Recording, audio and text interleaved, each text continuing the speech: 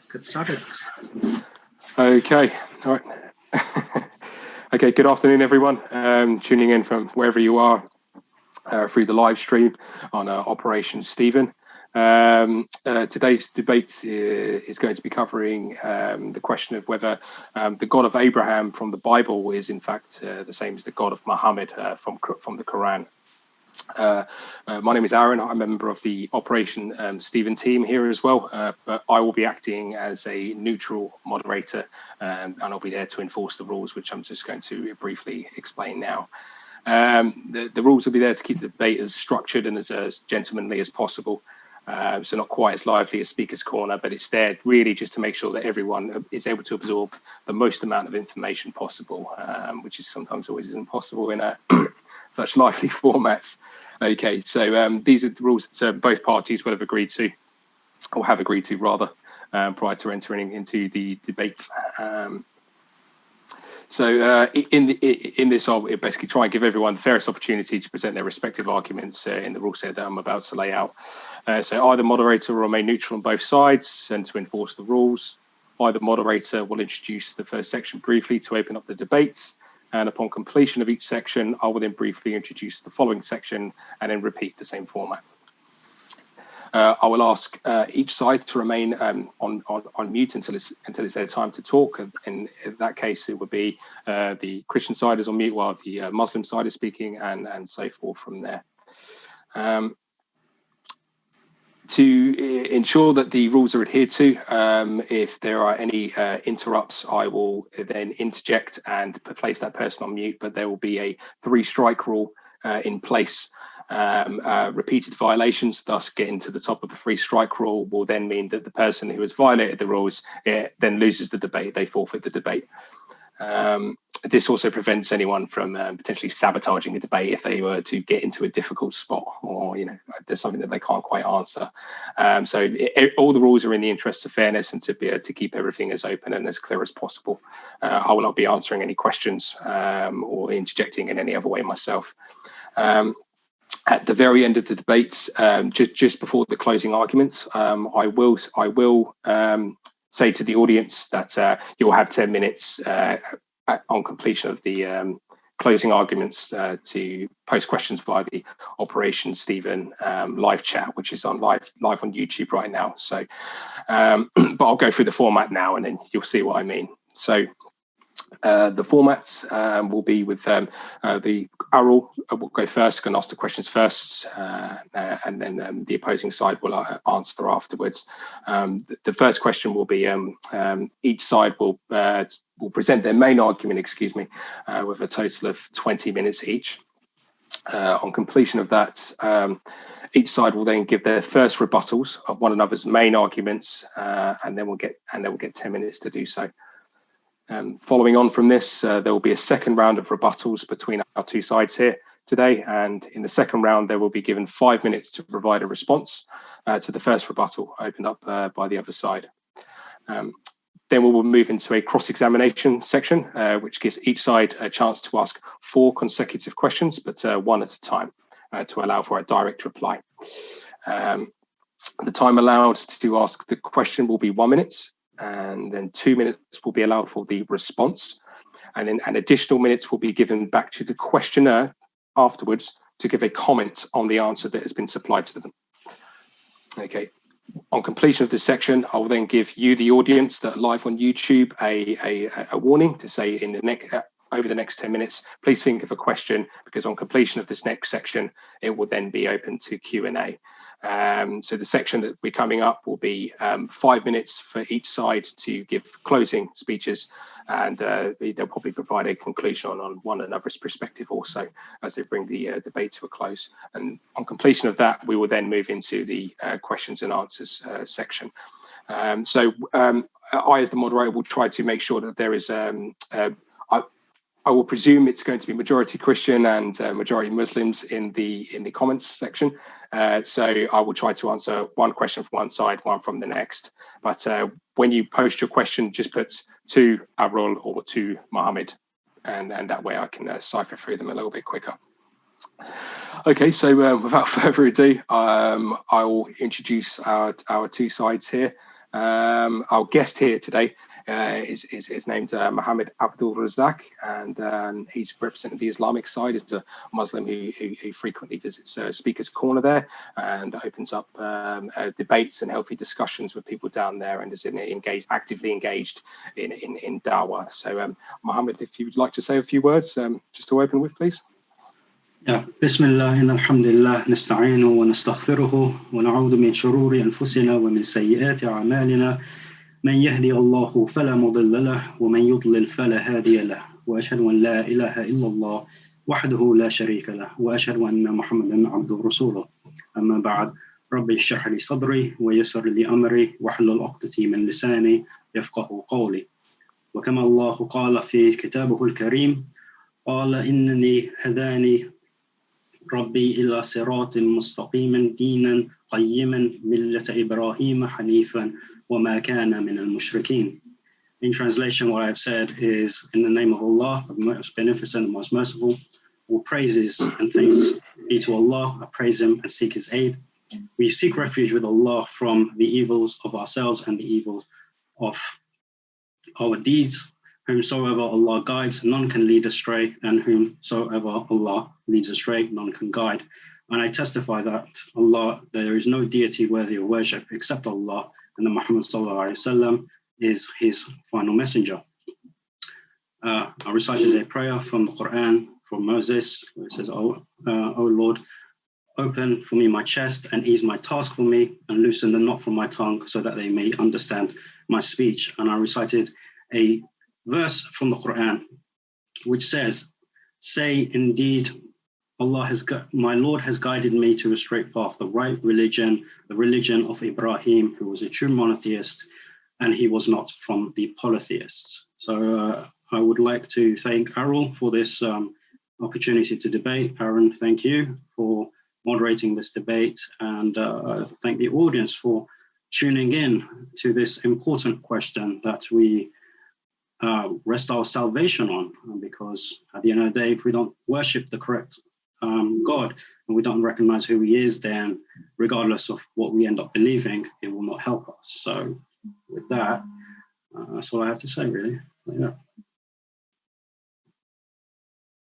Yeah, thank you, Muhammad. And from the Christian camp, we have brother Arul Valusami who leads Operation Stephen.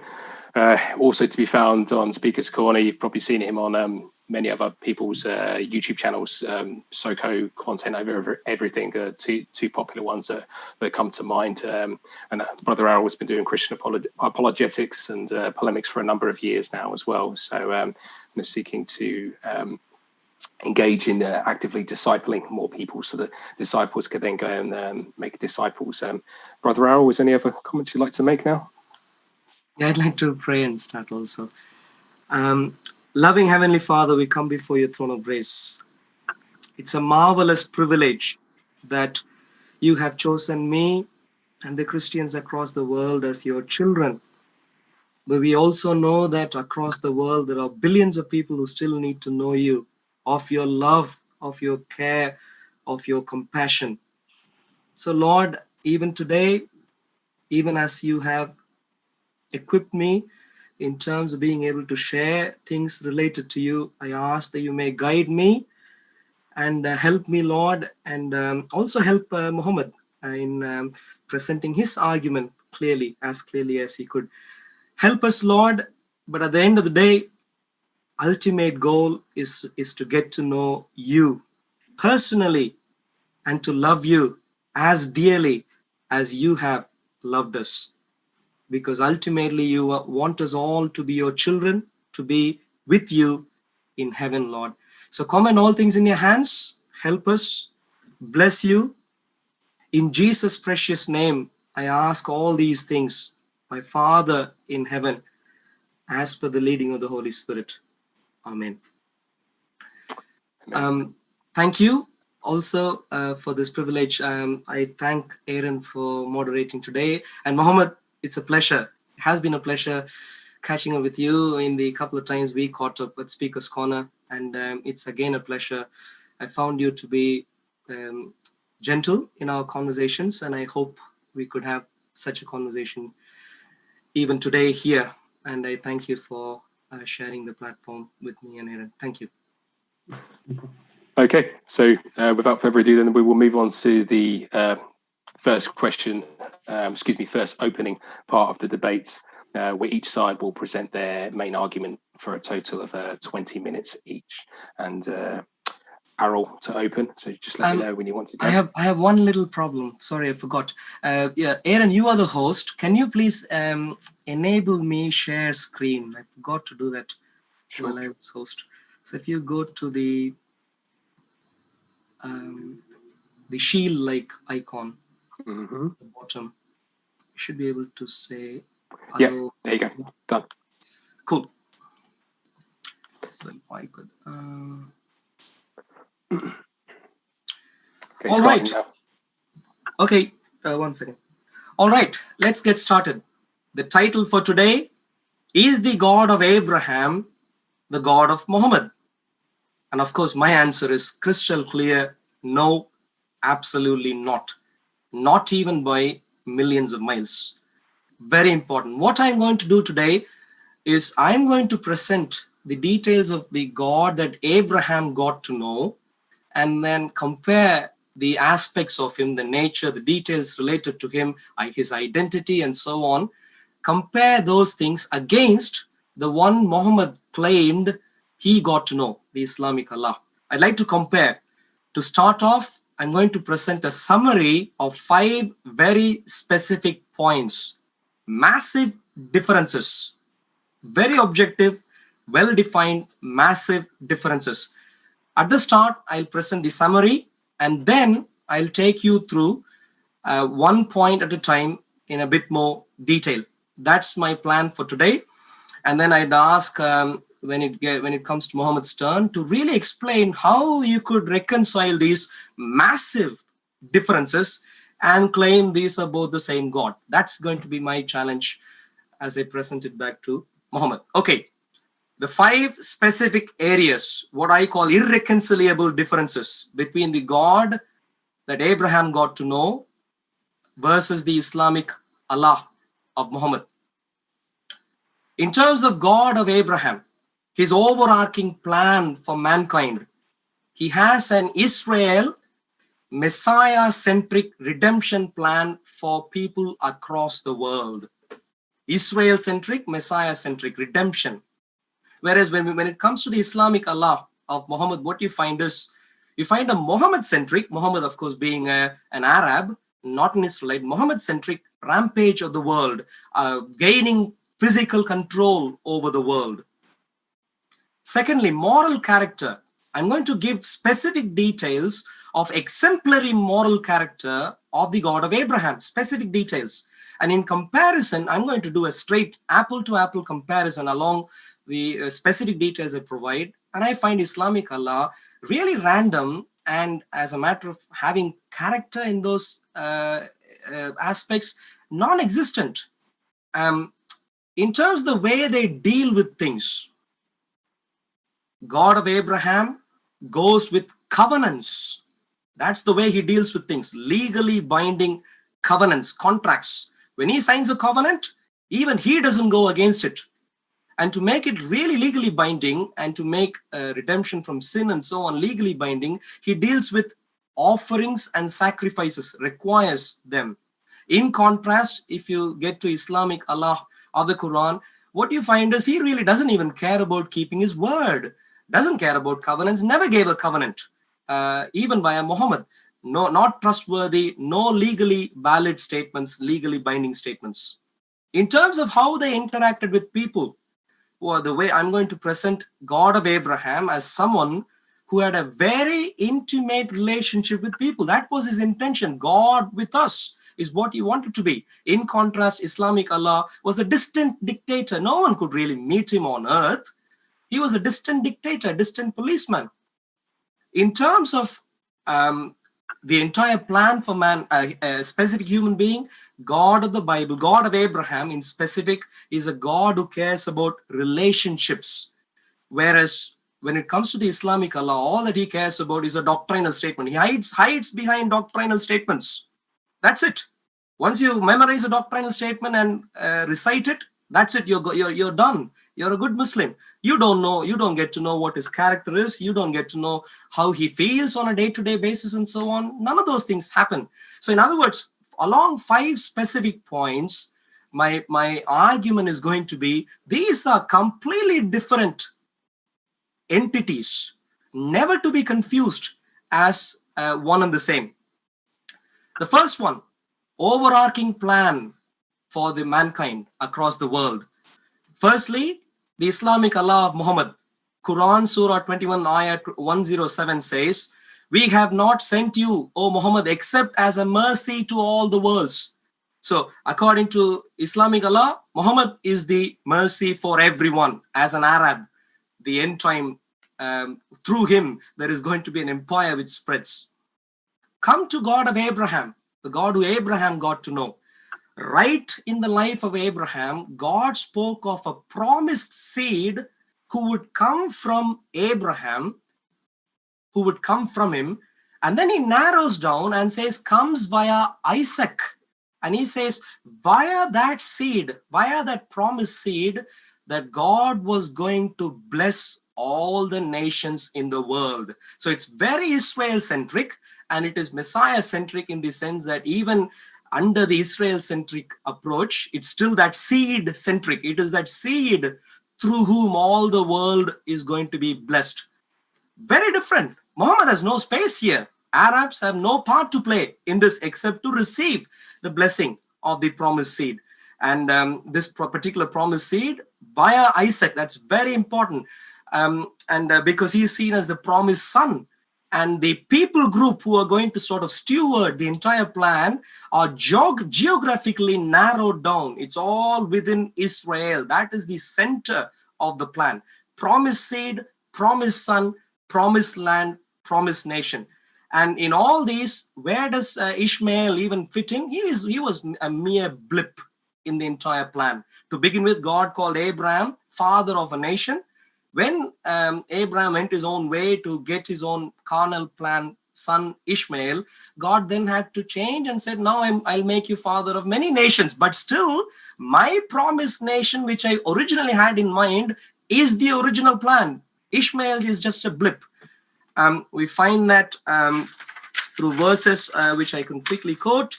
In terms of Genesis 12:3, God said, in you all the families of the earth shall be blessed. Genesis 21:10-12. In Isaac your seed shall be called.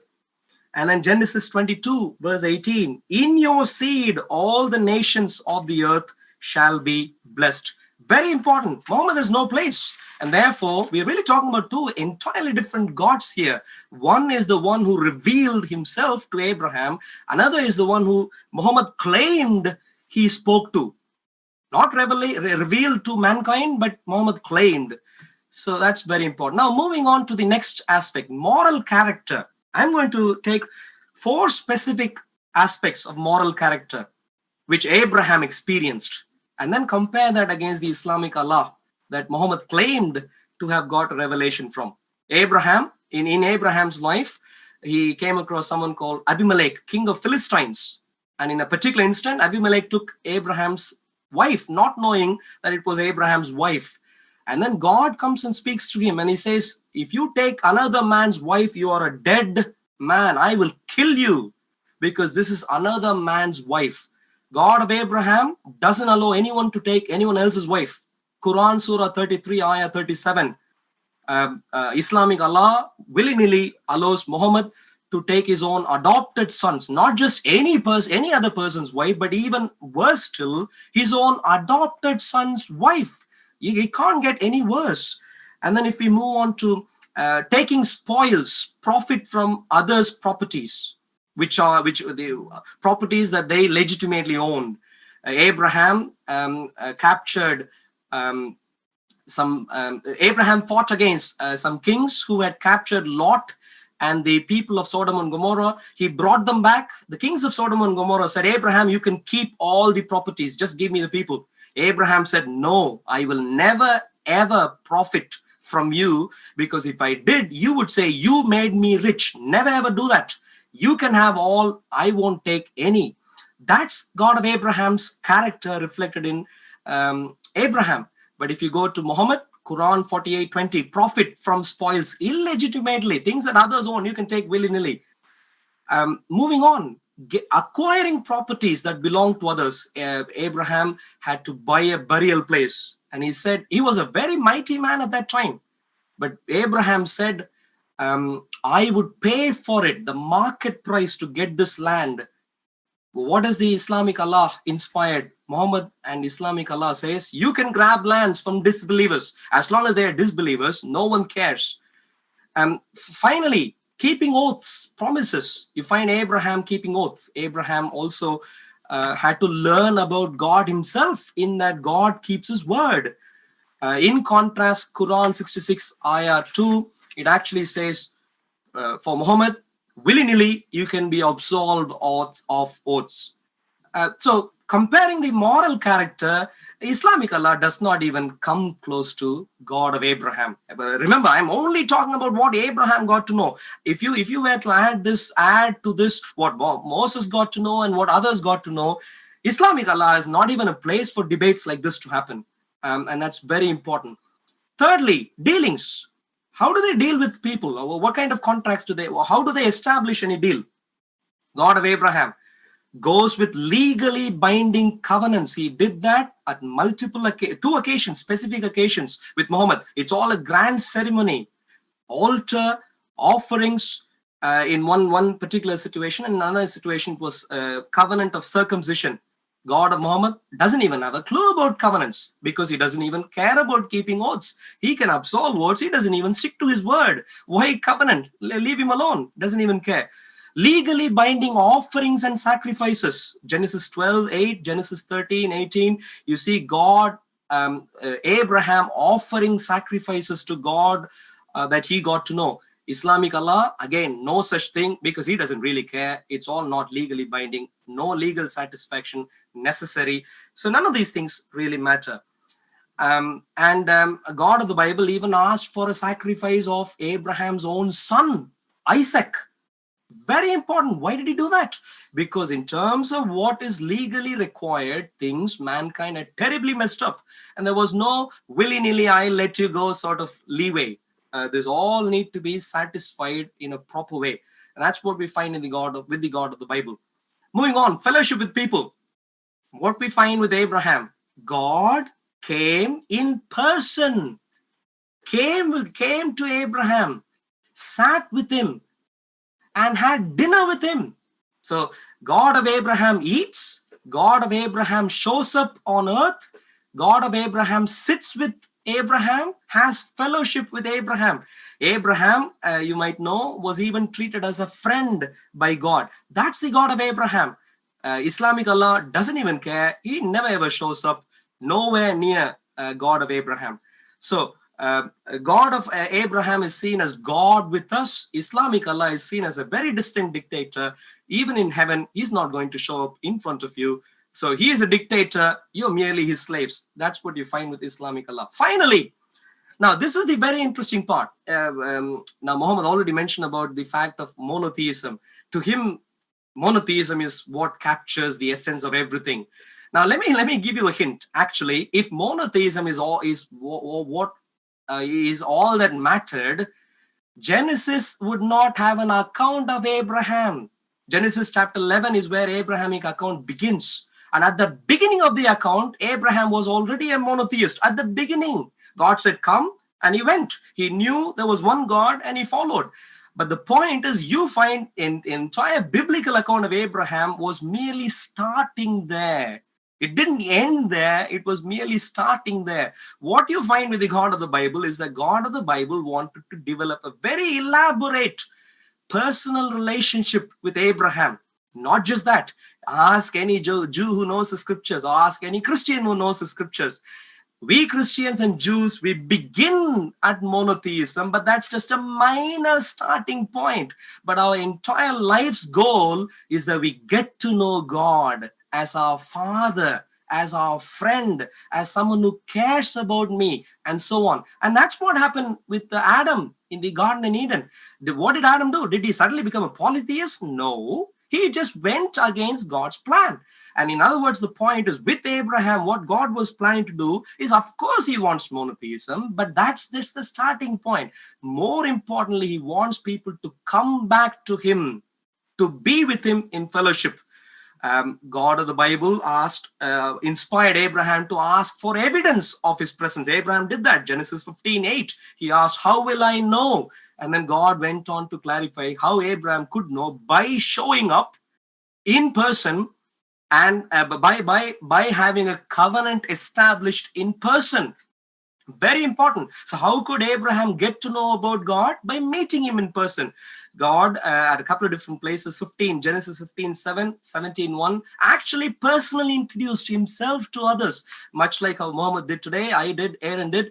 God came and said, hey Abraham, I am El Shaddai, I am God Almighty. And elsewhere he did a similar introduction also. The point is, why, if monotheism is all that matters, why does he come and introduce himself? Well, the reason is, God of the Bible, monotheism is just the starting point, necessary but not sufficient. God of the Bible cares about a lifelong relationship established, which you do not find with the Islamic Allah. All that he cares about is, as long as you recite the simple formula that only Allah is Allah and so on, that's it, you're done. That's your life. And everything else, any test or anything which happens beyond that, is just to test you on that one single point. And this is a bit mysterious. Anyway, the point is, Muslims should really get to know God of the Bible is much more sophisticated. With the God of the Bible, God cares about me developing a very trust-based relationship with him. He would like to trust me. I'd like to trust him. He would like me to trust him. He'd like to walk with me, speak to me, answer me, give me more information, predict things for me, and so on. That's the God of the Bible. And that is why even Islam recognizes, but without having a clue, Islam recognizes Abraham was called Khalilullah, a friend of God. Abraham wasn't a servant, a slave of God or anything. If that were the case, we wouldn't find anything in Genesis about Abraham at all, because he had all that even before Genesis, the end of chapter 11 begins. But what you see in terms of Abrahamic account right through the book of Genesis is Abraham then becomes a friend of God, which you find expressed more in detail as you walk through the subsequent chapters of Genesis. So what have we done now? So let me quickly summarize what I've done now. So I've really presented 5 very specific areas where I see the Islamic Allah being polar opposite, sometimes having no clue about the nature of God of Abraham. God of Abraham was Israel-centric, Messiah-centric, moral character, exemplary, deals with legally binding covenants, legally valid settlements he requires. He is someone who wants to be with me, with you, friendship as friends, to develop true trust-based relationships. In comparison, Islamic Allah as a Muhammad-centric, completely outside of the Bible, against the Bible, in contrast to the Bible, fighting against the God of the Bible, Muhammad-centric rampage of the world to gain physical dominance, moral character, random. He doesn't even care if you marry your adopted son's wife and so on, acquire wealth that really belongs to someone else purely because they are a disbeliever and so on, and doesn't care about keeping oaths and therefore really not trustworthy in any shape or form. And a distant dictator, he doesn't care to come to relate to you. All that he wants is you better obey, recite. That's it. That's all he wants. And he hides behind belief statements. So the challenge to Muhammad is simple.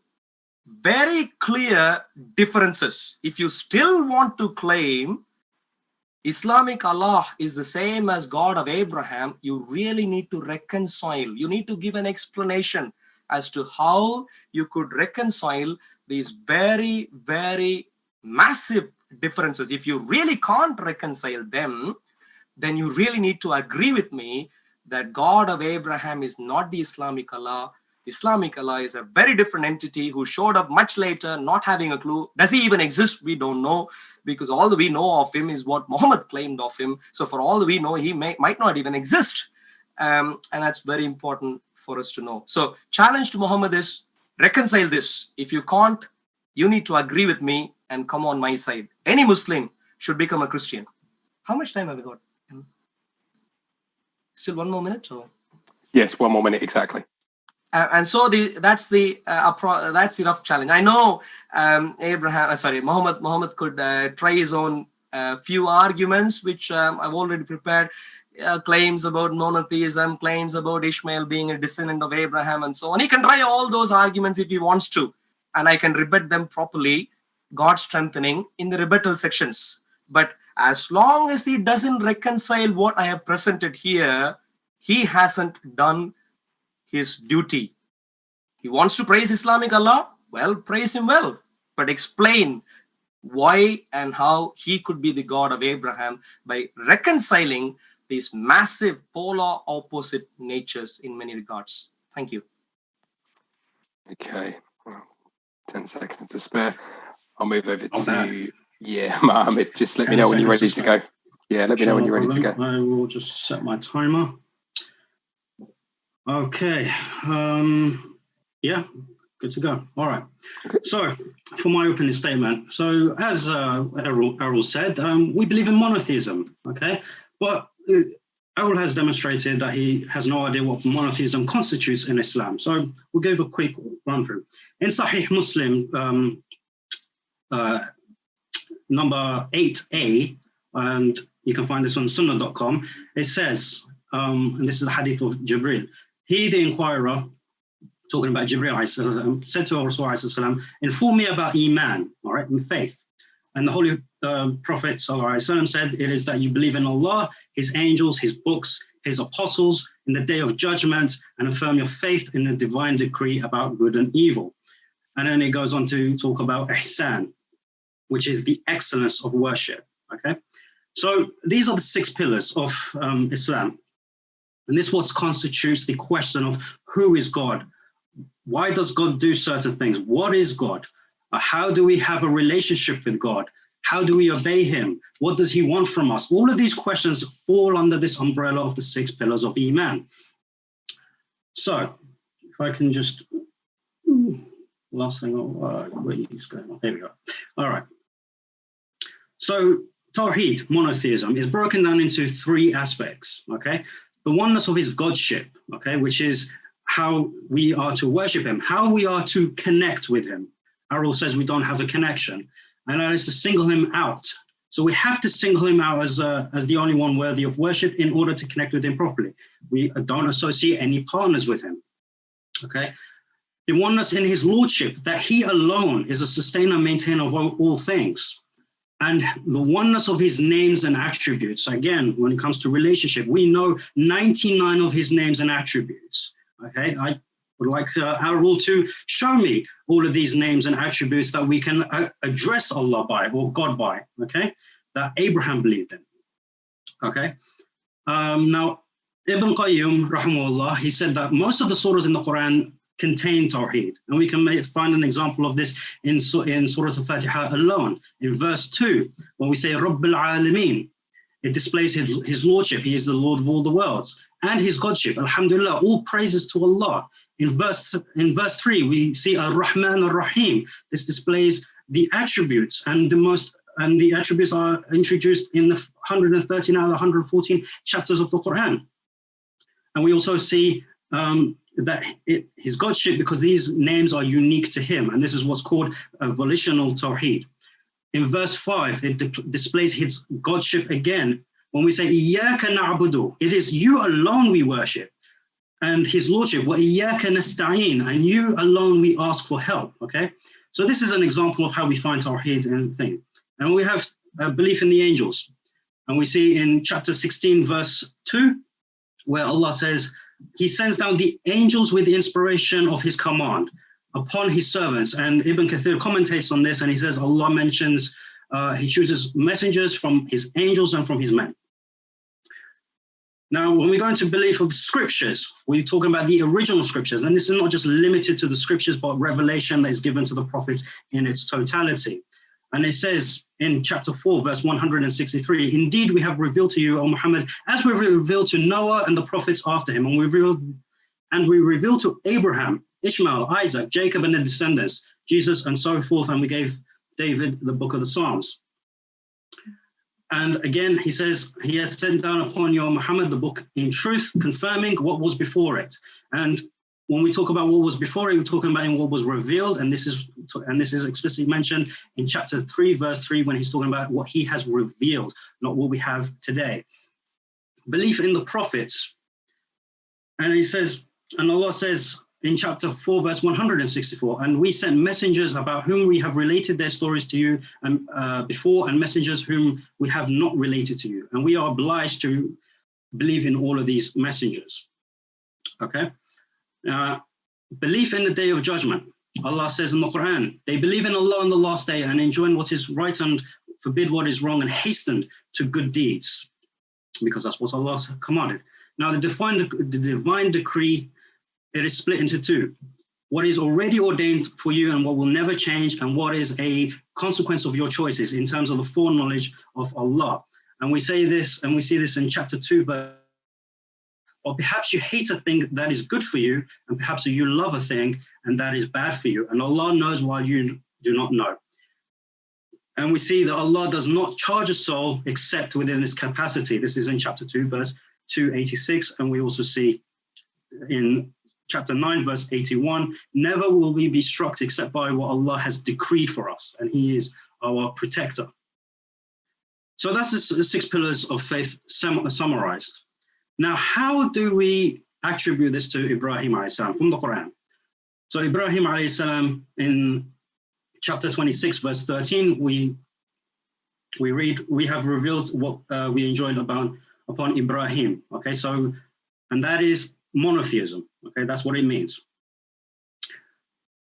And Ibrahim alayhi salam himself says, verily, I turn my face towards him who has created the heavens and the earth and away from idolatry. So we see that he's singling out God. This is the first thing he does.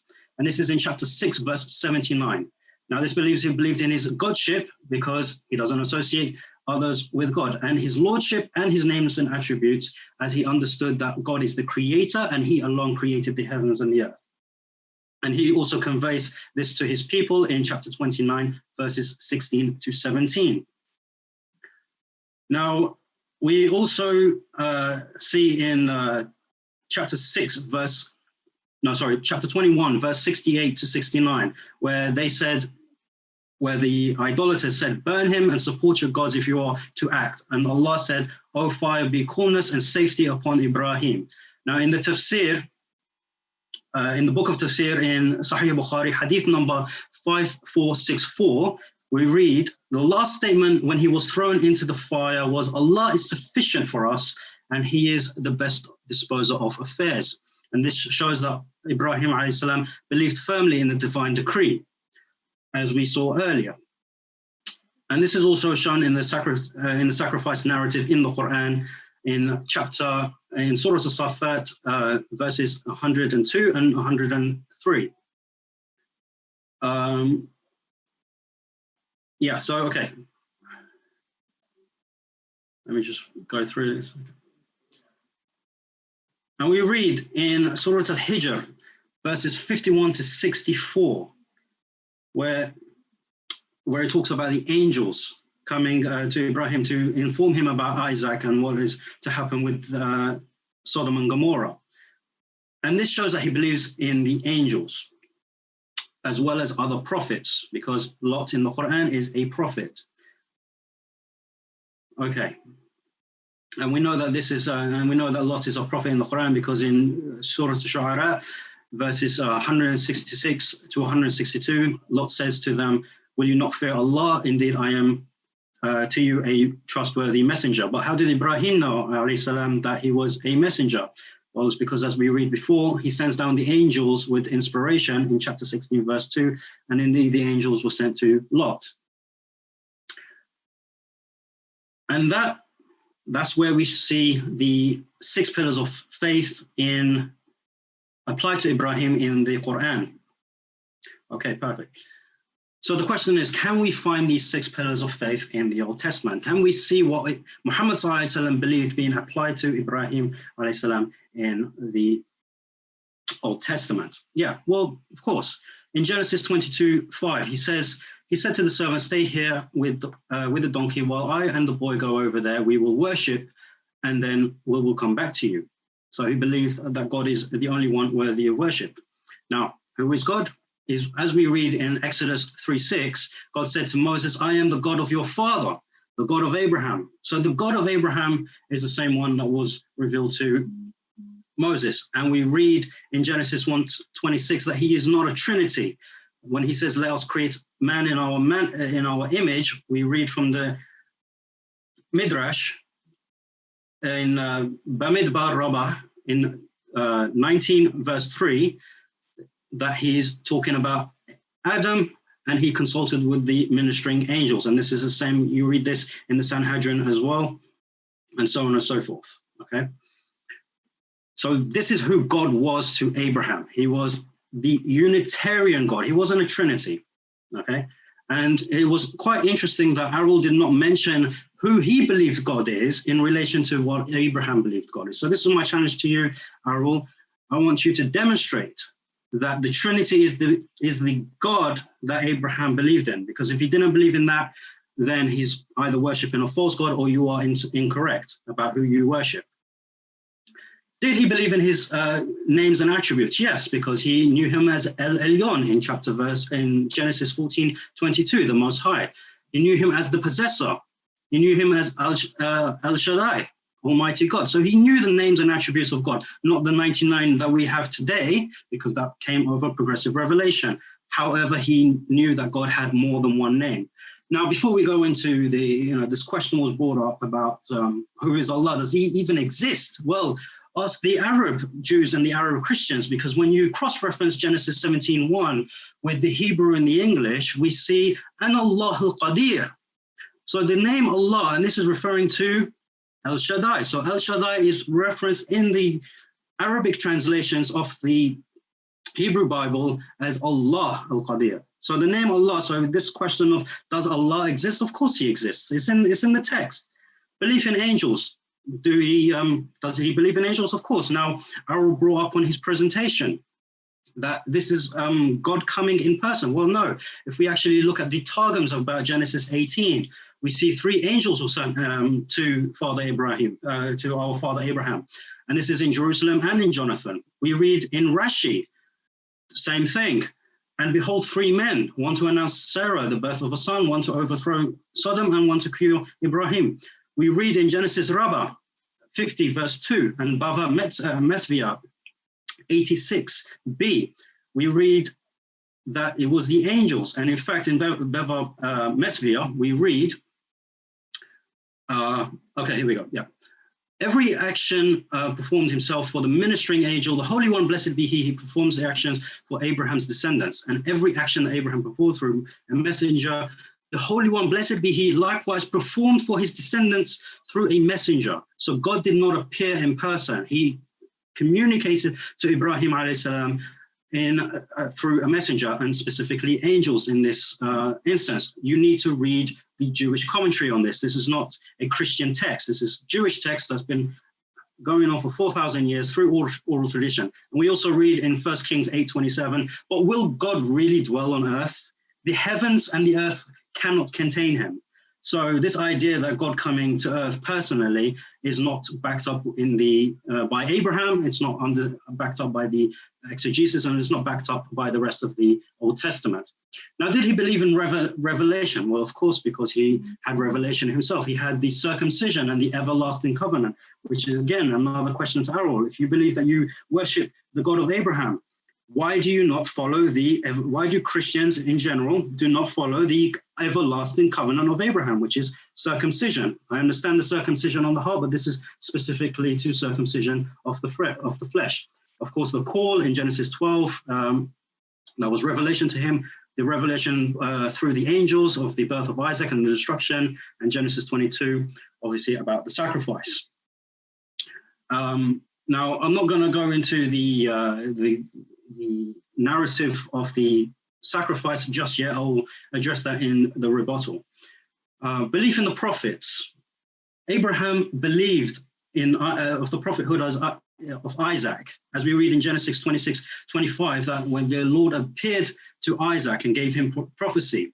So prophets, as we know, gain prophecy. And verse 1 says, in the days of Abraham. So this shows that Abraham was still alive, despite talking about his death in the previous chapter. So in the days of Abraham, Isaac was given this prophecy. He was made a prophet. Belief in the last day.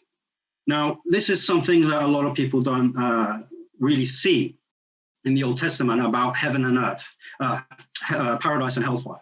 However, we read in Genesis 15:15, you, however, will go to your ancestors in peace and be buried at a good old age. Now, how can Abraham go to his ancestors when they're already dead? Because there is an afterlife. And despite and we read in the Midrash again in Moed Katan 3:19, and this is in the Ayin Yaakov, the Glick edition, that when someone is to die, you say go in peace and not go with peace. And this is why in the Hebrew the proposition is be, not le, which is with. And the verse says le shalom, okay?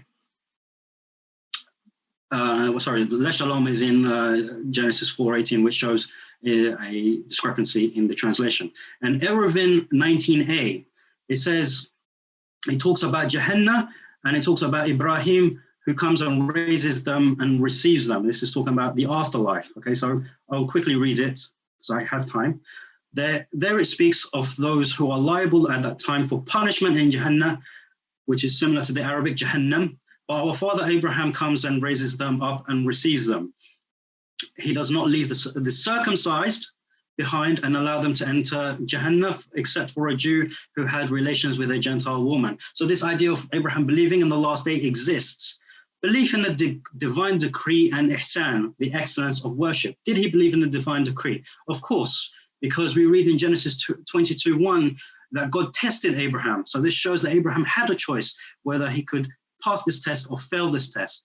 And when we read that the sacrifice did not happen, this shows that God didn't decree at all that Isaac in the Old Testament narrative is going to be sacrificed. And in fact, this highlights something, that human sacrifice was not something that God liked in the Old Testament, hence stopping this happening from Isaac despite commanding it. And it says explicitly it's a test.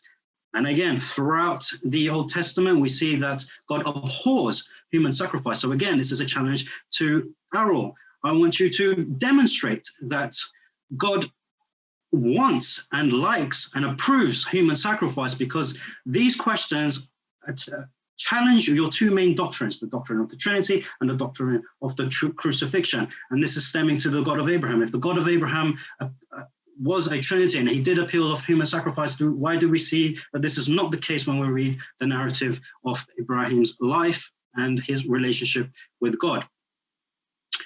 And we see, we see the excellence in his worship, because obviously, despite that being his son, he went through with it without a problem, despite the heartache.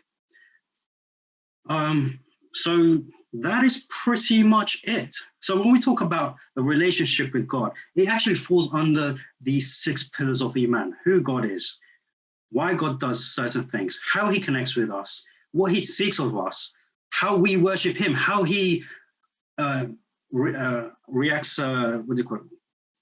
how he has a relationship with us. In fact, in one of the hadith al-Qudsi, he says specifically, "O son of Adam, I love you. So by my right over you, love me." This is very explicitly. He actually tells us in the Quran, we read that he is closer to us than our jugular vein. In the Quran, we read that when he says to our Rasul, when they ask you about me, and then he cuts him off from that conversation, and he addresses us directly and says, "I am near."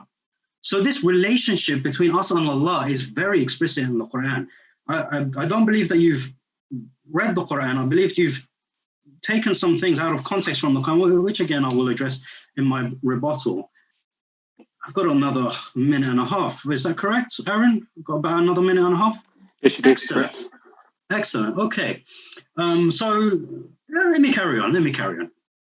So as I mentioned about the human sacrifice, I've gone through Abraham's life, okay? He didn't allow Isaac to be sacrificed. And we read this in Deuteronomy 18:10, Leviticus 18:21, 2 Kings 21:6, and Deuteronomy 12:31, that God just does not want human sacrifice at all. So you have to explain this because it is one of your core doctrines. I've got about a minute. As for the narrative of Ismail alayhi salam, let me, you know what? Because I have to scroll up to find it. Let me see if I can find it quickly in my notes here. 40 seconds. 40 seconds. Okay.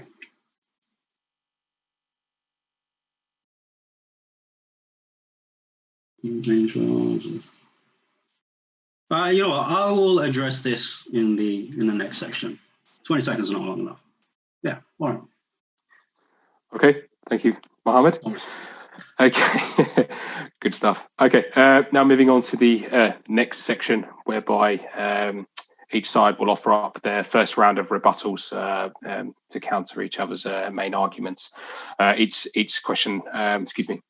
position will be given 10 minutes with which to do so. So I'll open up with Brother Arul, first of all. And just let me know when you want to start. Okay, 1 second, please. Okay, I can start now. Okay, good. Nice try, Muhammad. You want me to explain Trinity? You want me to explain Christian doctrine, sacrifice, and so on? Let me please remind you the topic for the day. I'd like to explain about Jesus. I'd like to explain and give my life for Jesus. I have all the time in the world for that. But the topic for today is simple. Is the God of Abraham, the God who Abraham got to know, the Islamic Allah? That's the topic. Not explaining Trinity, not explaining Christian doctrine, sacrifice, and so on. I presented a very precise list of 5 specific attributes. I'd like to show that again here, please. Very specific. Israel Messiah-centric approach in redemption of the entire world. No place for Arabs except to receive the blessing, not to give the blessing. So Muhammad claiming that, out of place, disobedient to the God of Abraham, totally against the God of Abraham, rebellion. Moral character, I gave you a list of specific ones. Can you take someone else's wife? Well, God of Abraham thinks, no, never, no one's wife. But Islamic Allah thinks, even your adopted son's wife you can take. And then taking booty, taking other people's possessions, not even paying, be courteous, and so on. All sorts of moral obnoxious behavior is what you find with the Islamic Allah. Whereas with the God of Abraham, exemplary behavior along each one of these lines. I'm hoping you will begin addressing in your rebuttal section these details, because these are details I really care about. If they are very different, how can they be the same God? God of the Bible deals with covenants. Cheekily, Muhammad asked me, why would I not be circumcised? Well, to remind Muhammad, God is legally binding in terms of his covenants. The covenant of circumcision was only given to the ethnic descendants of Abraham alone, and servants who were brought under their household. I am not one of them. So I'm not sure where he gets his ideas of covenant from. But he needs to address, Muhammad needs to address covenants, legally binding, trustworthy, keeps his word, whereas Islamic Allah doesn't care. Absolution from oaths and so on, doesn't care, willy-nilly, does all sorts of different things. He is a law unto himself. And then how do you know if he's going to let you into heaven? Maybe heaven doesn't exist if he was going to change his word every now and then. Fellowship with people, relationship. I really liked, I got a very interesting explanation of what relationship with God is. Muhammad clearly clarified that according to him, relationship with God is what is demonstrated in the 6 pillars. In other words, well, if a man were to marry his wife, how does a man relate to his wife? Oh, Look at this document, recite this multiple times, you develop good relationship. But to your wife, you can never go to. Near your wife, you can never go to. What kind of relationship is that? Looking at a document, reciting, oh, my wife is beautiful. Oh, my wife is 5 feet tall. Oh, my wife is this and wife is... That is not developing a relationship. How do we develop relationship on the face of the earth today? You get to know the person. You spend time with them. You speak to each other. You get to know their character. You get to know what they like, what they don't like. You try to please them. And it works both ways. Relationship is never one way. It's always both ways. And God of Abraham did that. He came and met people in person. Muhammad did raise a particular point about whether God came. It's interesting in terms of explaining that he read everything apart from the Bible itself. Everything apart from the Bible. That is telling. That is telling as to how he learns about the God of Abraham. Okay, fellowship with people, God with us. Entire deal, relationships, not belief statements. Now, let me come to address some specific points here, please.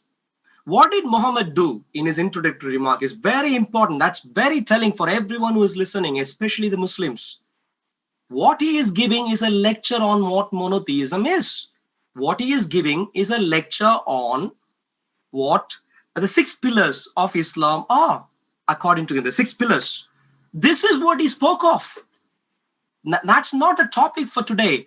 What we are really talking about is the God of Islam the same as God of Abraham? How do you get to know who God of Abraham is? Well, you pick up the primary source of information for Abraham, for his relationship with Abraham, which is the Bible.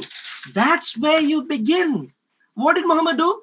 He didn't even go there predominantly. He stuck with the Quran and the Quranic ideas. And in other words, he has completely ignored the biblical narrative of what happened with Abraham. So he challenged and he said, God never came and met Abraham. Let me read clearly. Genesis chapter 18. Then the Lord, Yahweh, appeared to him in the terebinth trees of Mamre. And so he lifted his eyes and looked, and behold, 3 men were standing by him. And then if I could skip a few verses, it goes on to say, then the men arose from there and looked towards Sodom, and Abraham went with them to send them on the way. And the Lord said, shall I hide from Abraham? And he continues with a particular conversation. And then it says 20, and the Lord's, 22. Then the men turned away from there and went towards Sodom. But Abraham still stood before the Lord. The Lord appeared. Men are leaving, but Abraham still was standing before, face-to-face conversation is what Abraham is engaging with. And then it goes on to say, and then Abraham came near and said, if God were speaking from there, what is this came near and said? Came near and said. And then I'm going to skip a few verses. And then towards the last, it says, so the Lord went his way. Well, if he never came, where was he going? What does it mean when it says went his way? So in other words, I really don't care how much Muhammad reads from outside of the Bible if he doesn't read from the Bible. I really recommend God of the Bible came and met Abraham in person.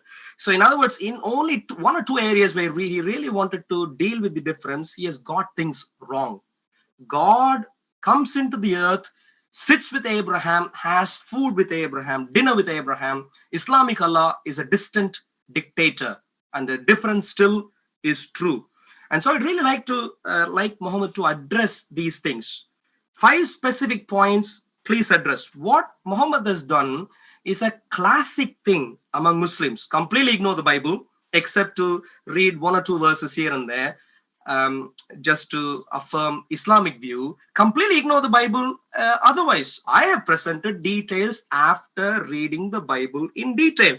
Why do the Muslims do this? This is very unfortunate because the Bible has very rich manuscriptal evidence. Dead Sea Scrolls, Septuagint, Masoretic text, Vulgate, Bomberg's edition, and so on. For the Old Testament, the Torah, Very rich manuscriptal evidence. No manuscriptal evidence for an imaginary Bible that affirms the Quran, which Muhammad has in his mind, which doesn't talk about the things I'm talking about.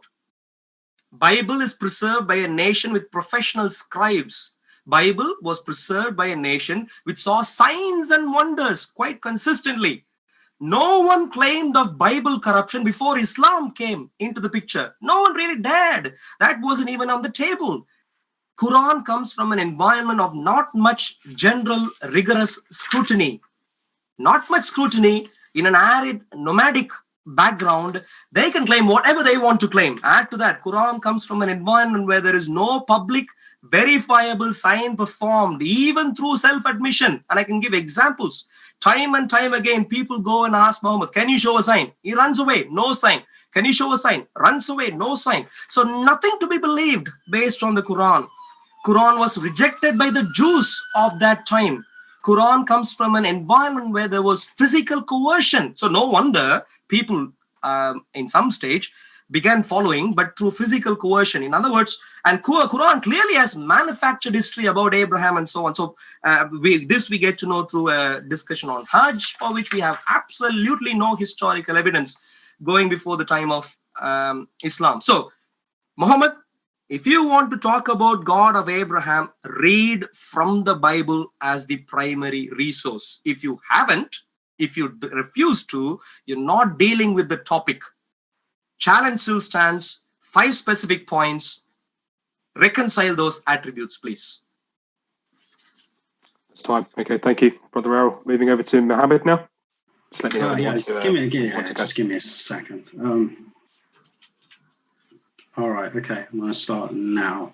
Okay. All right, so Arul didn't address any of my points. He just pushed them away. He brought up his presentation and repeated that. I'm not sure why. I already said that I will address his points in the rebuttal, but that was not my rebuttal. What you were supposed to do, Arul, was address the points that I provided. You started saying that I didn't look at the primary text. Of course I looked at the primary text, but I gave exegesis with the primary text. What exegesis have you provided from the Hebrew Bible or from the Jewish exegesis to prove what you believe? You made this statement about the topic is about the God of Abraham. Well, yeah, you believe that the God of Abraham is the Trinity, so it's directly relevant. You believe that the God of Abraham allows human sacrifices, so it's directly related to the topic. So I'm challenging you, and this challenge still stands, that you have to prove to the audience, prove to yourself that the God you believe in is the same God as the one Abraham worshipped. And I did talk about relational stuff with with Allah. I gave the Hadith Qudsi. I gave the Quran verses about how near He is to us. I went through the 6 pillars of Imaan to show, because they answer the questions of who God is. How can you have a relationship with someone who who you don't know who He is, and so on and so forth. But coming to your stuff, you said you're comparing apples and apples. Let me find that note. All right. Oh, yeah, so I already addressed this non-existent thing. Allah exists. You can see the Arabic translation of the Bible.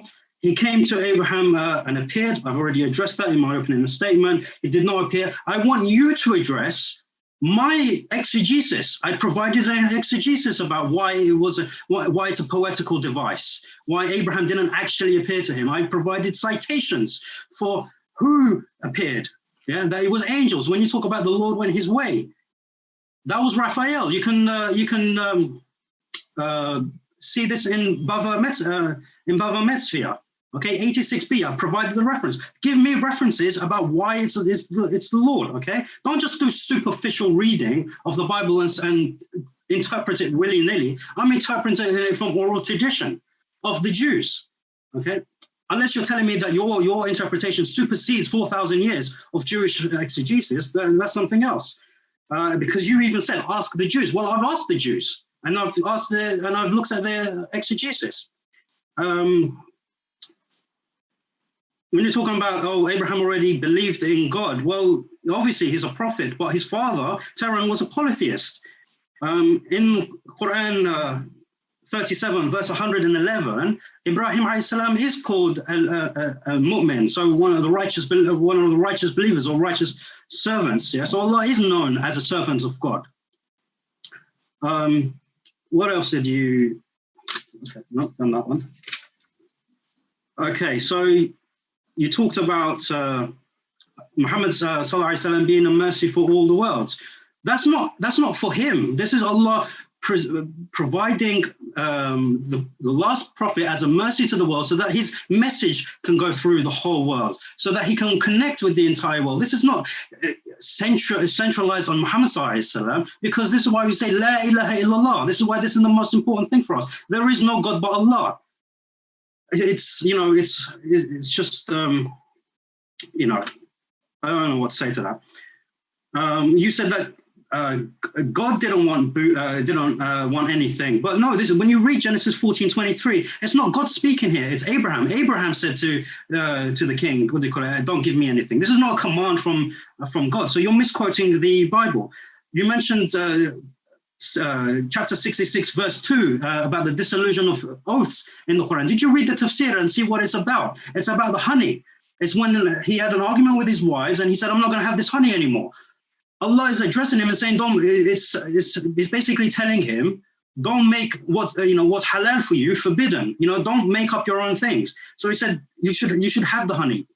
This is all it's about. It's not about breaking promises willy-nilly. Find me a tafsir that says you can break oaths willy-nilly. In fact, in chapter 5, verse 73, it says very specifically that Allah holds you to your oaths. And your most important oath, which is called aqd in Arabic, which is the root for aqidah, is the oath that you will worship Allah alone.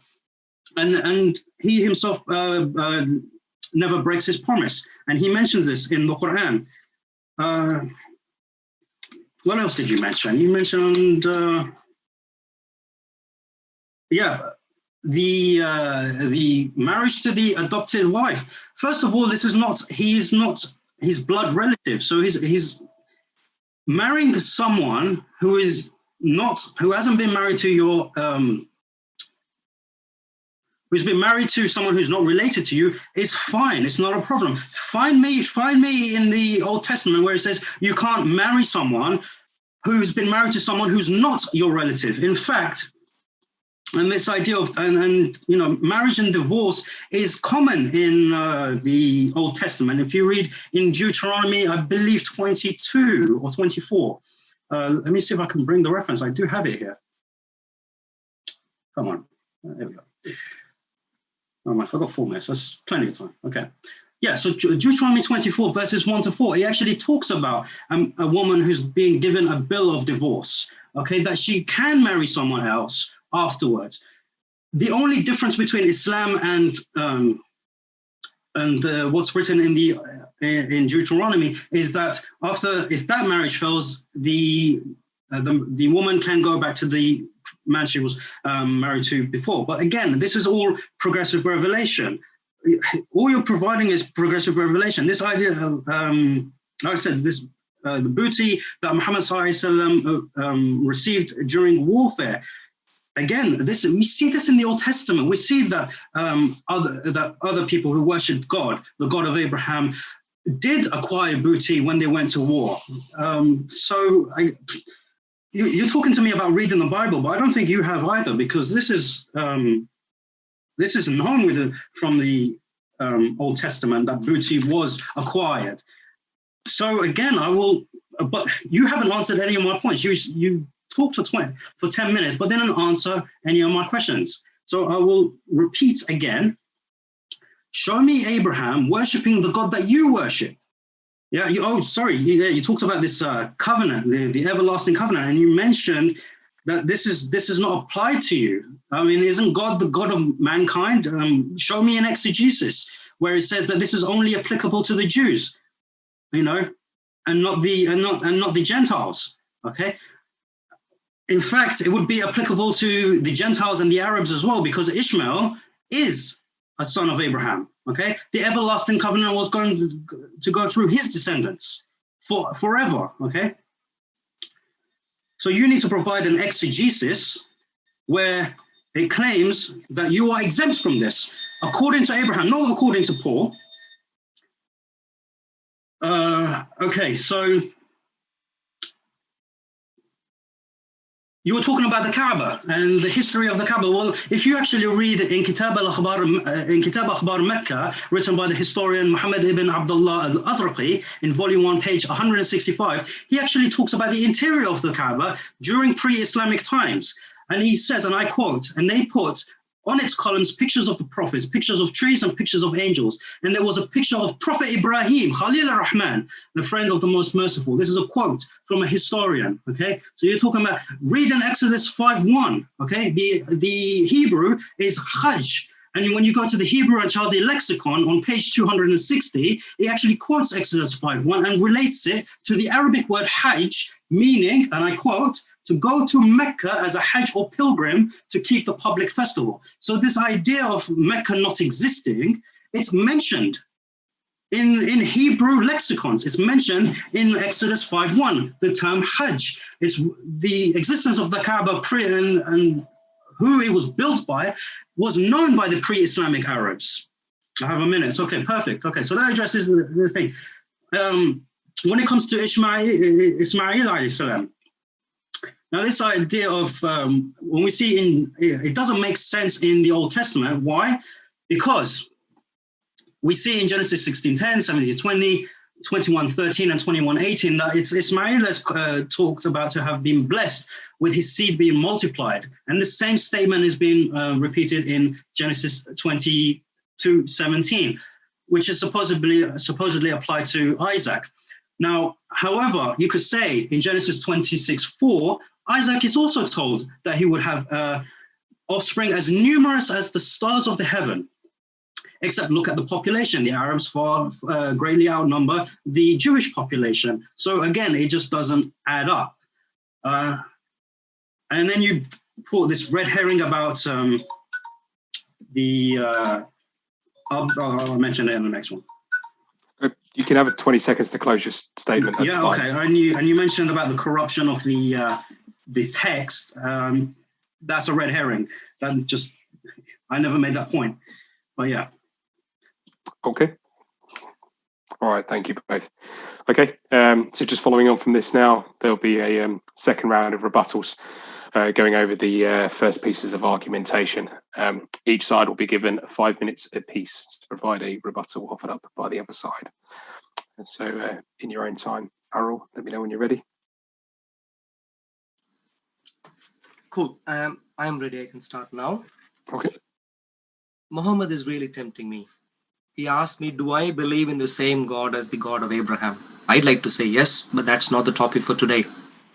Do you, Islamic Allah, is he the same as God of Abraham is the question that we are debating about, not who I think God is. So let's make sure the topic is clearly in our minds. You present evidence from some Jews, exegesis, and he's complaining, I'm not providing any of them. Well, I can bring to you Jews who even claim God doesn't exist. Does that mean God doesn't exist? The question isn't, do some Jews say this, do some other Jews say that, and so on. The question is, you asked me to read the exegesis. I'd like to ask you to read the Bible. When did you do it? I read from Genesis chapter 18. God comes, appears, Abraham speaks to him. God then moves. Abraham then, you see all the geographical, positional, relational words used in the entire passage. I'd like you really to read. So God of the Bible is someone who comes and shows up. Now, let's leave that all aside. I gave you a list of 5 specific points. I'd really like you to get to the bottom of the differences that I have presented. Really, the differences. If you can please address them, reconcile all of them. Remember, even if there is one difference, they are still different gods. I want all of them addressed. You can say in the interest of time, you can only address 5 of them, 10 of them, that's fine. But if you can please take your best shot, that would really be great. Let's pick 2 in specific, maybe in the interest of time. Deal with 2, please. Muhammad is a mercy for the entire world. Let me read to you. Salvation through the seed. Abraham, God said, Genesis 12, verse 3. I will bless those who bless you. I will curse him who curses you. And in you, all the families of the earth shall be blessed. And then what happens? Genesis 21, God asks Abraham to send Ishmael away. Sorry, God says Ishmael is not the guy. Now, he ought to be cast off. And then this is the exchange of communication there. Therefore, she said to Abraham, Sarai said to Abraham, cast out this bondwoman and her son.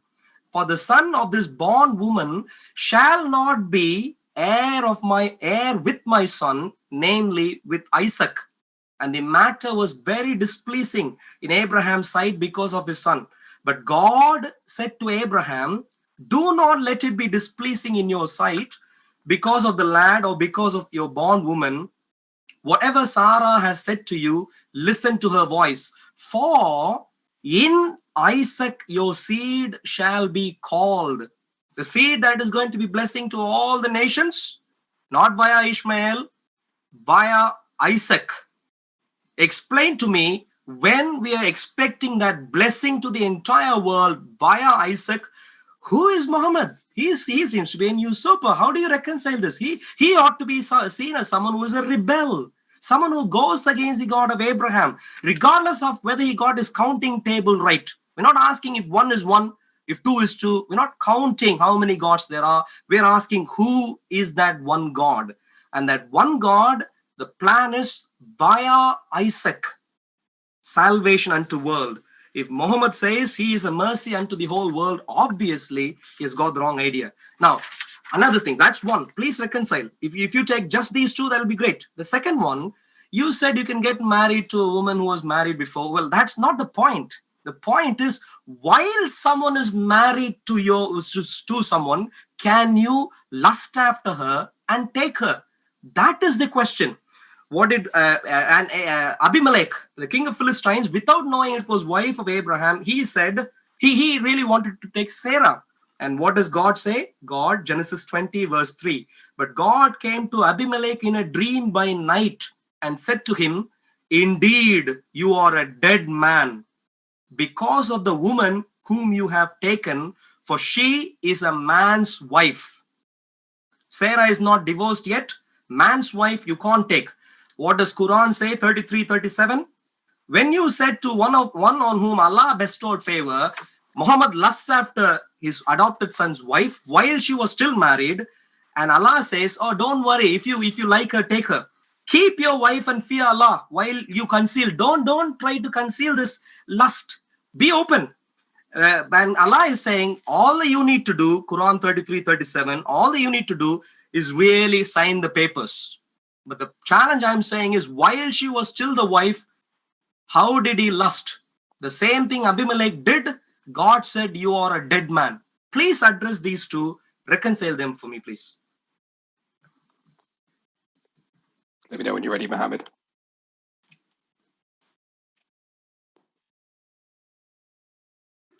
All right, yeah, forgot to unmute myself. All right, okay. Yeah, ready to go. Okay, so again, he wants to avoid the Trinity and the crucifixion. Why? Despite me clearly saying that it's related. It is related. Is you claim, yes, I worship the same God, as the God of Abraham, that the same God that Abraham believed. Well, show me where Abraham believed what you believe. This is the challenge. I've shown that the God I believe is the God that Abraham and Muhammad, peace be upon him, both worshipped, by showing that the 6 pillars of Imaan were believed by both of them and applied by both of them.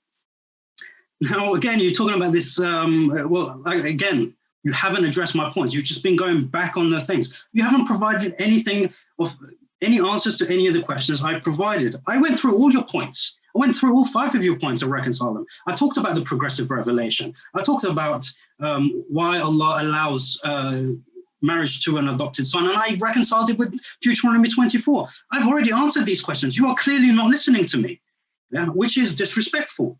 And what's even more disrespectful is that you haven't answered any of my questions. So again, I will ask you again. Oh, I'm talking about this directional stuff. Well, we read in Genesis 3:8 that they heard the voice of, they heard the sound of the Lord moving about in the garden. This is directional also. But when we read in Radak, on Genesis, it talks about it's simply his voice, so that they can, well, actually, this is in Safari, the way I've read it, in the American, in the, in the American Standard Version, it says, and they heard the voice of God walking in the garden. Okay, so this is what it says in that version. But when you read it from the Hebrew, it's merely mentioning about his voice being directional, not he himself. So again, you're talking to me about, not reading the Bible, but I've read the Bible and I've read the exegesis. You've only done one, and superficially, which is why you've misquoted some of the verses. I don't know what much more I can say with 2.5 minutes, because you haven't addressed anything for me to go back on. So again, I will ask you, prove to us that the God of Abraham is the God that you worship. Yeah, the God that we should be following. Prove to us that the God of Abraham is the God that allows human sacrifice. Prove to us that the God of Abraham that only allowed circumcision for the Jews, despite Abraham himself not being a Jew. Okay, and I even mentioned that that he had two sons, from which came the Arabs and the Jews. You didn't even address that. So hence why we get circumcised. Remember, it's an eternal, everlasting covenant, and yet the Muslims get circumcised. This is what the God of Abraham wanted. Okay, so I don't know what you're on about. You haven't addressed, let's see what else. What else haven't you addressed?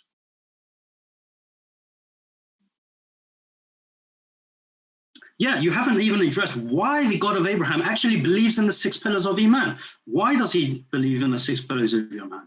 Why does he believe in the oneness of God? Not how you believe, but how we believe. Why does he believe in everything that Muhammad, peace be upon him, taught as the foundation of faith and the foundation of how you relate to God?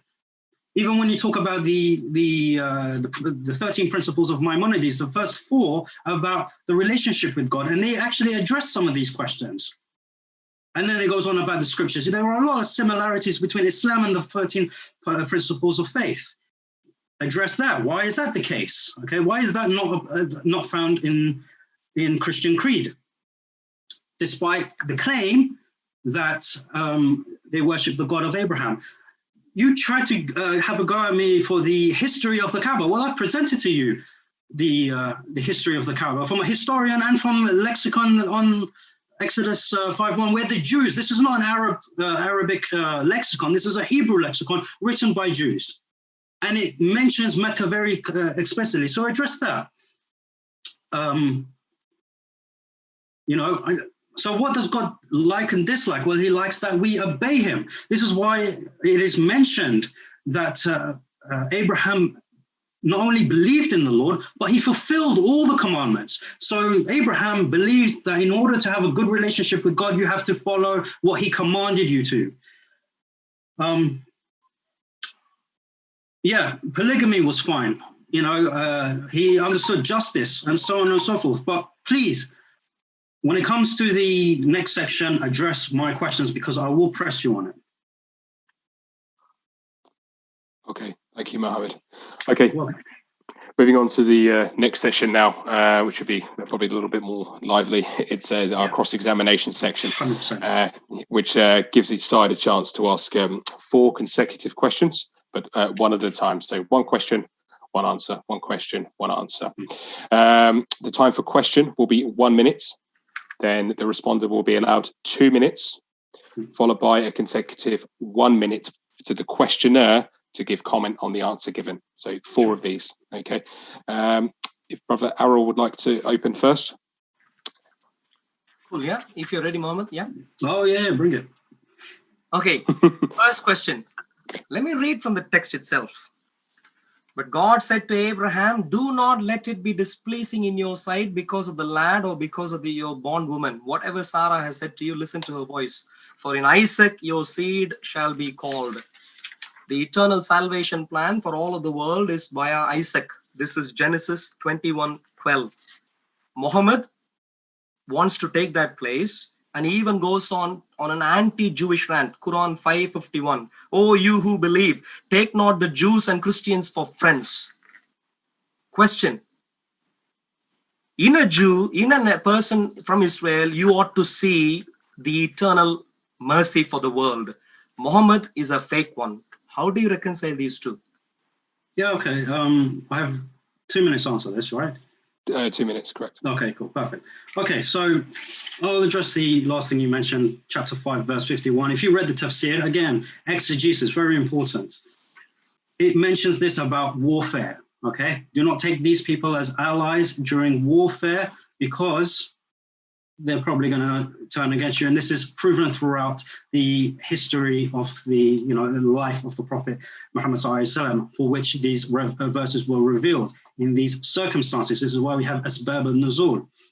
Now, you mentioned about the seed being, what do you call it, the salvation of the world. Well, since you're a Bible-only person and you don't go into exegesis, I can simply say that nowhere here does it claim in the text that the seed of Isaac is the salvation of the world. The text that you have read, it doesn't say that. You've read it out for us. It doesn't say the seed of Isaac is the salvation of the world. If it's in the text, you can correct me. I'm not beyond making mistakes. But from what you have read to us, it's not there. So I'm using your approach now of simply going with the text and not exegesis.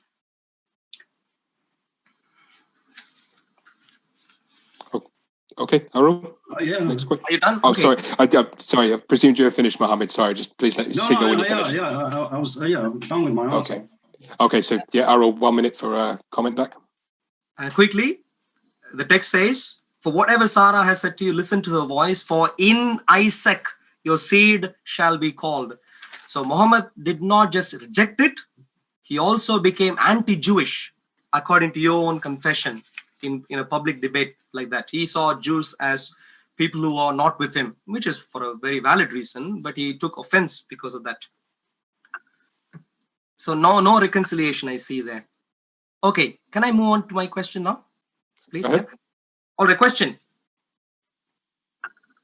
Adopted son was still married to this person.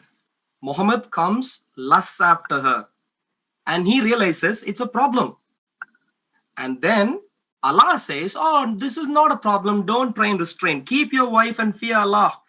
Quran 33:37. For you feared the people while Allah has more right than you fear him. So when Zaid had no longer any need of her, as long as he doesn't need her anymore, we married her to you in order that there not be upon the believers any discomfort concerning the wives of their adopted sons. Bible says, "Indeed, you are a dead man because of the woman whom you have taken, for she is a man's wife." Question: do you think you would be happy if you were, for example, married, that someone else can lust after that woman? Is that appropriate, you think? Is that your question? Yes. Okay. All right. Well, first of all, where did you get this idea of he was lusting after her? That doesn't happen. In fact, Rasulullah, when Zayd came to him, telling him about this divorce, he said, "Fear Allah and go back to your wife." This is what he told him. He didn't say, yeah, go and divorce her, I want her. No, that's not what happened. He said, "Fear Allah and go back to your wife." Okay, this is what he told him. But when Zayd radiallahu anhu went through with the divorce at a later time, then Allah revealed this verse and said, she is halal for you. You are allowed to marry her, okay? Because she was married to someone that is not a blood relative of the Prophet ﷺ. So you're misinterpreting our exegesis of this verse and misinterpreting what happened in that narrative. And I also reconciled it with Deuteronomy 24, where a person can go and marry someone else's thing. But it was your assumption that she was still married to him. No, he married her after they got divorced. And the reason they got divorced is not because Muhammad ﷺ lusted after her. That is a lie. It is because Zayd no longer wanted her. This is what it says clearly in the text. How much time do I have to answer? Yeah, 40 seconds. 40 seconds, all right. Because I finished with this answer, so I quickly want to address the previous comment that Well, now it's gone out of my head, to be honest. 30 seconds, man. Doesn't matter. That wasn't the agreed format, Mohammed. Ask question. Comment. All right, fair enough. Yeah. Okay.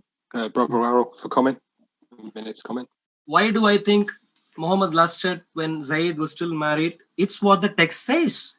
It says, so when Zayd had no longer any need of her, we married her to you. So in other words, as long as he does that, you can get married to her. So the thought was in obviously Muhammad's mind. So clearly, Muhammad's morality, Islamic Allah's morality, is irreconcilable with the morality of the God of the Bible. Very clearly. So again, two different gods. Question number 3, please. God of the Bible, God of Abraham, at crucial junctures, when he wants to take massive changes, massive shifts in gear, goes with a covenant. That's what he did with Abraham. That's what he did with Moses. And that's what he did with Jesus. Massive changes, covenants. You think with Muhammad came a massive shift. What precise covenant with a sacrifice happened? First of all, I never claimed that there was a massive shift in anything. I did claim progressive revelation. And one of the progressive revelation is because the Quran came to address all of mankind, not just the children of Israel. There was no longer to be a sacrificial system. The only time we sacrifice any animals is on Eid al-Adha. What do you call it? Because to commemorate the saving of Ismail alayhi salam during that test. So this is why we do it, and the meat goes to the poor. And Allah says very clearly in the Quran that it's not the blood of the animal that suffices Allah, it's the piety, it's the act of us worshipping him, doing as he commands. This is what reaches him, it's not the blood. So it's very clear that you're trying to say, well, because the Old Testament says something, it has to apply to the Quran, because despite millennia apart and despite being addressed to two different audiences. What we read in Genesis is addressed to the children of Israel. What we read in the Quran is addressed to mankind as a whole. So if you have mankind having to sacrifice animals all the time, we won't have anything to eat. It makes no sense. And it mentions the tabernacle in the Quran, so it acknowledges this history of the children of Israel. But it's simply no longer applicable. What's wrong with that? What's wrong with progressive revelation? I don't see anything with that. You yourself believe in progressive revelation, and that's my answer. You claiming that no massive shift happened? You claim that prior revelations was only to Israel, Muhammad to all the world. That's a massive shift. And you are asking me why covenant was still required. The covenant was still required because that's not dependent on the audience. That's with the nature of the God of Abraham. Abraham didn't tell, please give me a covenant. God gave it. So we are trying to understand if Islamic Allah is the same as God of Abraham. It is in the nature of God of Abraham to always start off massive deals with a covenant. We don't see that with Islam, and obviously irreconcilable, not God of Abraham. Final question. Yes. Final question, please. You went through all sorts of texts. You refused to read from Genesis 18 for some reason. You read all sorts of other texts. You refused to read Genesis 18. That's fine. No problem. Let me read to you the experience of Hagar. Hagar actually met God, and then she gave a name to God. The name was El Roi. You are a God who sees me. And the Hebrew in the Bible says, then she called the name of the Lord who spoke to her. You are the God who sees. And then it explains, for she said, have I also here seen him who sees me? Hagar claims, according to the Bible, that she has seen God, the one who she expected to see her. Do you at least agree with Hagar that she saw God? Sorry. Do you at least agree with her?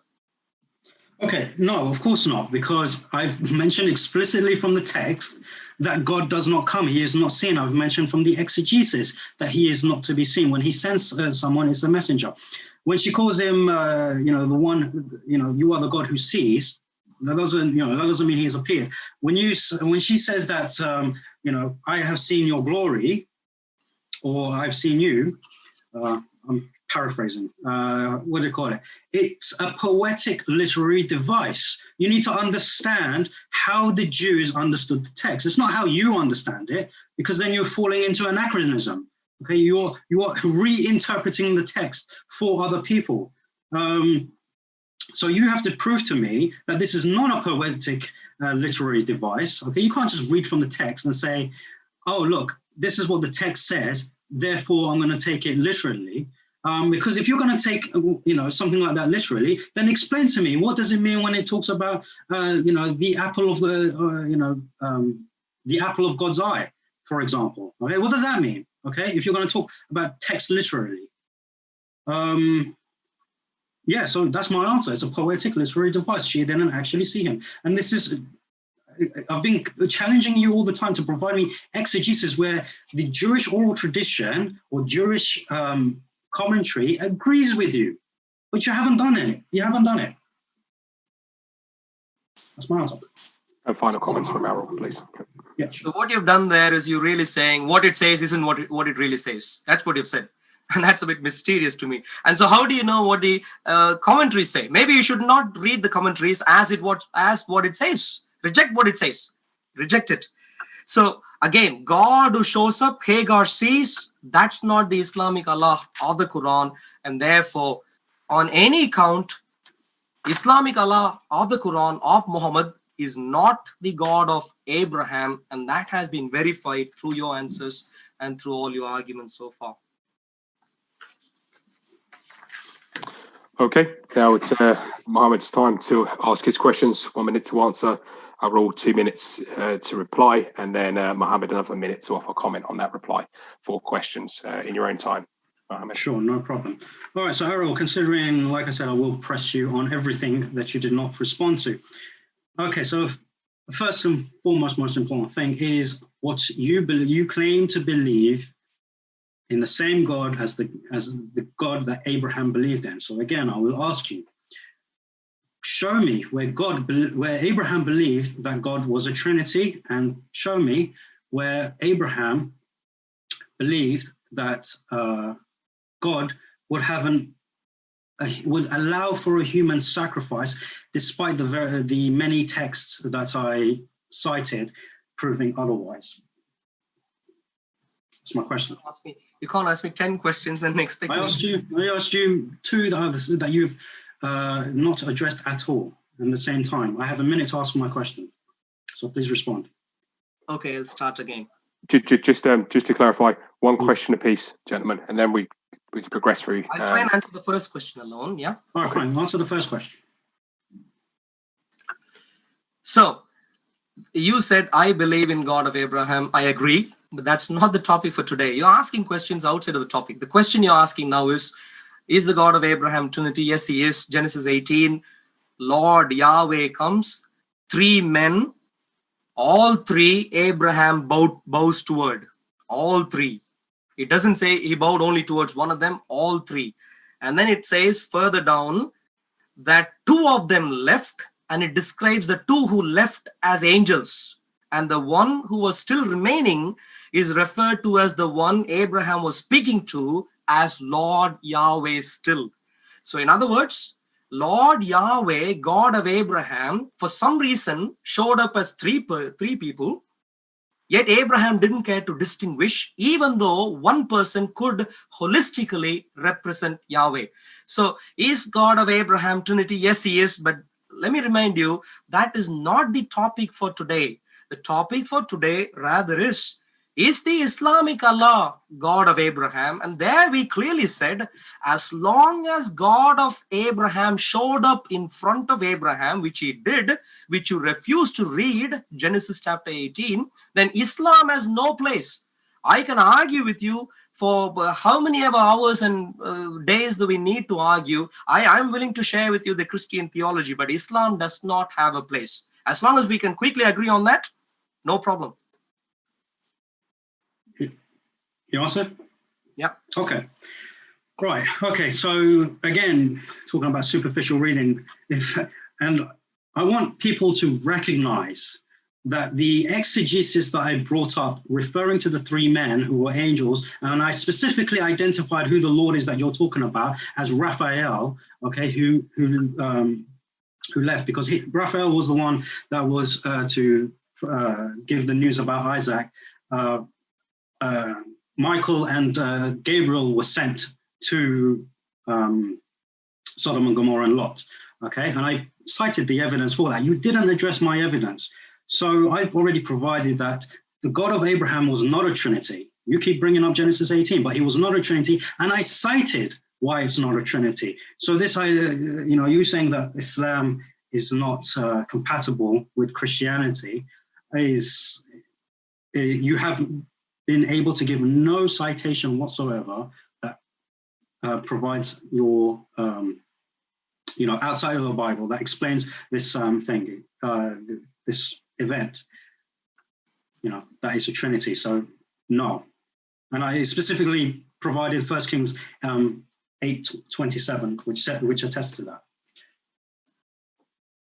Okay, next question. Okay, so next question. You already know it's coming. Prove to us that the God of Abraham believed that God himself will die for the sins of mankind, despite him not allowing him to sacrifice his son, despite him saying throughout the Old Testament that he will not allow human sacrifice in any way, shape, or form, whether it's to him, whether it's to Moloch, and I cited 5 or 6 verses to that effect.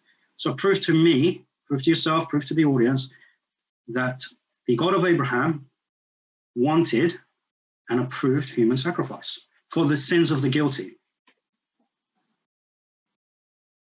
Arul to respond in your own time. Well, okay, 2 minutes to answer. Mm-hmm. Does God of Abraham like sacrifice? Yes, he does. Otherwise, he would not have even asked Abraham to begin with. If you know anything about the Bible, God of the Bible does not do anything which is unrighteous, even to ask experimentally. He doesn't do it. And so the very fact that he asked means it's permissible. But then he didn't allow that to happen because he essentially was saying, I would give my own son. I don't want your son. So that's very important. Now, did God expect God himself to come and die as a sacrifice? Yes, of course. This is deep theology. I can give you a lecture. As a matter of fact, just last week, we had a massive lecture on why the Messiah is God. The Messiah is clearly understood to be God if you go through Hebrew scriptures carefully. That's not the subject for today's discussion, but for anyone who is interested in knowing that detail, please, Muslims especially, go through the other references, other videos that are available on this channel. Please subscribe. Please peruse those other videos, especially the last one, the last seminar, which happened just the last week, and that'll explain. The Messiah is God. Isaiah 53, Zechariah 14, Ezekiel 24, plenty of details to bring together. Messiah is God. Isaiah 53 goes on to talk about how the Messiah was expected to die. So God was expected to die. That was the plan of God according to Hebrew scriptures. Wasn't the topic for today, but I'm still explaining this because I think this is very important for all Muslims. Right. Well, I never asked about the messiahship of Jesus and what do you got? That was a previous question, about him, is the God of Abraham the Trinity? And then you answered that. You talked about Abraham sacrificing, other things. I was very specific. Did he allow human sacrifice? And I specifically mentioned about the 5 or 6 verses that I cited from the Hebrew text, from the Hebrew scriptures, that condemn human sacrifice. And again, you've just, ignored these texts, addressed these texts. Why does God say, do not sacrifice your children, do not sacrifice humans? Why does he condemn this act? Why does he abhor it? You haven't actually addressed that. You went on and started talking about, oh, I can give you a lecture and advertising the channel and all of this stuff.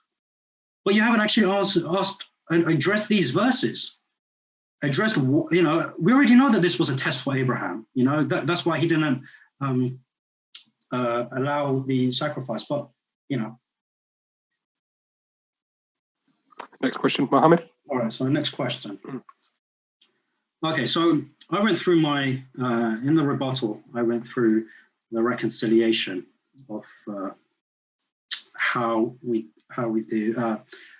What you've presented. What the God of Abraham does and what the God of Muhammad does, and I explained why the differences occur as well. But what you haven't addressed is, why does the God of Abraham believe in the 6 pillars of faith that we find in Islam? That was my main argument, and I broke it down, and you didn't say a peep about it. So I would like you to address why the God of Abraham believed in the 6 pillars of Imaan. Can I answer? Muhammad, I don't think you're understanding the basic way logic works here. And the way it works is, merely because you see a few things similar in 2 different entities, it does not mean they are both the same. As long as you see even one thing different between them, it means they are different. So my focus really in addressing the topic for today is in looking at the differences. As long as I can cite a few differences and establish them to be genuine differences, I don't care in how many other ways they might look similar. I'm not even caring to address them, because the way logic works, I have pointed out the differences. You haven't addressed them. I don't even have to talk about the similarities which you might have in mind. I'll give you a simple example. 2 cars, 4 tires each. Look at the 4 tires. Maybe they are the same make, same manufactured batch. They might look similar. You're pointing to the 4 tires and saying, oh, look, the tires are similar and therefore the cars are the same. I am saying, well, the tires are similar, but the cars are standing in different places. And therefore, given the dissimilarity that they occupy different places, overall, the 2 cars are different cars. That's the logic I've used. Islamic Allah is not God of Abraham, because there are attributes which are very different. And as long as I can, do I still have 30 seconds? Yeah. As long as I have done that successfully, which I believe I have done, and you haven't addressed the dissimilarities, then essentially what we have done is, you have agreed Islamic Allah is not the God of Abraham. God of Abraham came and met him in person. Islamic Allah could never ever come. All that you have been arguing against is the text of the Bible. You were saying, well, the text says this, but it didn't happen. All right. Well, so it seems like you're agreeing with me that there are similarities, and I was very specific to the 6 pillars of faith. And you said, okay, well, there's similarities. So, okay, so I don't really know how to respond to someone who agrees with me. But to address the differences, again, like I said, when we talk about the Trinity, you weren't able to provide anything except repetition of Genesis 18, whereas I provided citations of Jewish sources. Okay, at the end of the day, we're looking at the Hebrew text. We're looking at the Hebrew Bible. So we are not going to be going by a Christian superimposed exegesis, especially one that's not cited. I've addressed the points you've raised. I don't know why you're saying I haven't. But yeah, I mean, how do you respond to someone that has agreed with you? So you're basically saying that he did believe in the 6 pillars. He did believe in the oneness of God. He did believe in prophets and angels and revelation, the day of judgment. So yeah, I mean, if you agree with that, that's great. Okay, that's time. So do you want to ask your final question, Muhammad? My final question. Okay. All right. This one is going to be about exegesis. Now, I've provided several exegesis, as well as citations from the Bible itself. So I'll give you an opportunity again to answer one. And it is the most important one, which allows us to have that relationship in the first place. In Bava Metzia, 86b of the Midrash is very clear in Genesis 18:2 and Genesis 19:1, where the two depart and one remains, it is very clear that all three are angels. This is very clear in the exegesis. Why are you disagreeing with the Hebrew exegesis and insisting that it is indeed the Father, Son, and the Holy Spirit? Okay, just to clarify, Muhammad, I never used the term Holy Spirit, Father and Son when it came to that text. You are putting words in my mouth. Please don't do that. Now, your question is, why do I disagree with the specific exegesis you have given? I disagree with the specific exegesis that you have given, regardless of who wrote it, because the specific exegesis that you have given disagrees with the simple text. You rightly point out, Genesis chapter 19, verse 1 says, and now the two angels came to Sodom. So two of them are angels. I agree. No, I mean that we agree. The point you are saying the third one is also an angel. In that I disagree. Where do you get the information from? Is that anywhere in the text? Is there anywhere? If it is anywhere, please, in your 1 minute, please show me where it is in the text. Please don't throw me this exegesis, that exegesis, and so on. Read the text first. Why do I think God showed up? Because the text in simple manner says that. Genesis chapter 18, verse 1. Then Yahweh appeared to him by the terebinth trees of Mamre. Positional, geographical. That's where he appeared. Who appeared? Yahweh. It's not saying angels, Yahweh. And so somehow in what was appearing in front of Abraham, there is Yahweh somehow. I don't know how. If you want to argue with me forever on that, we can.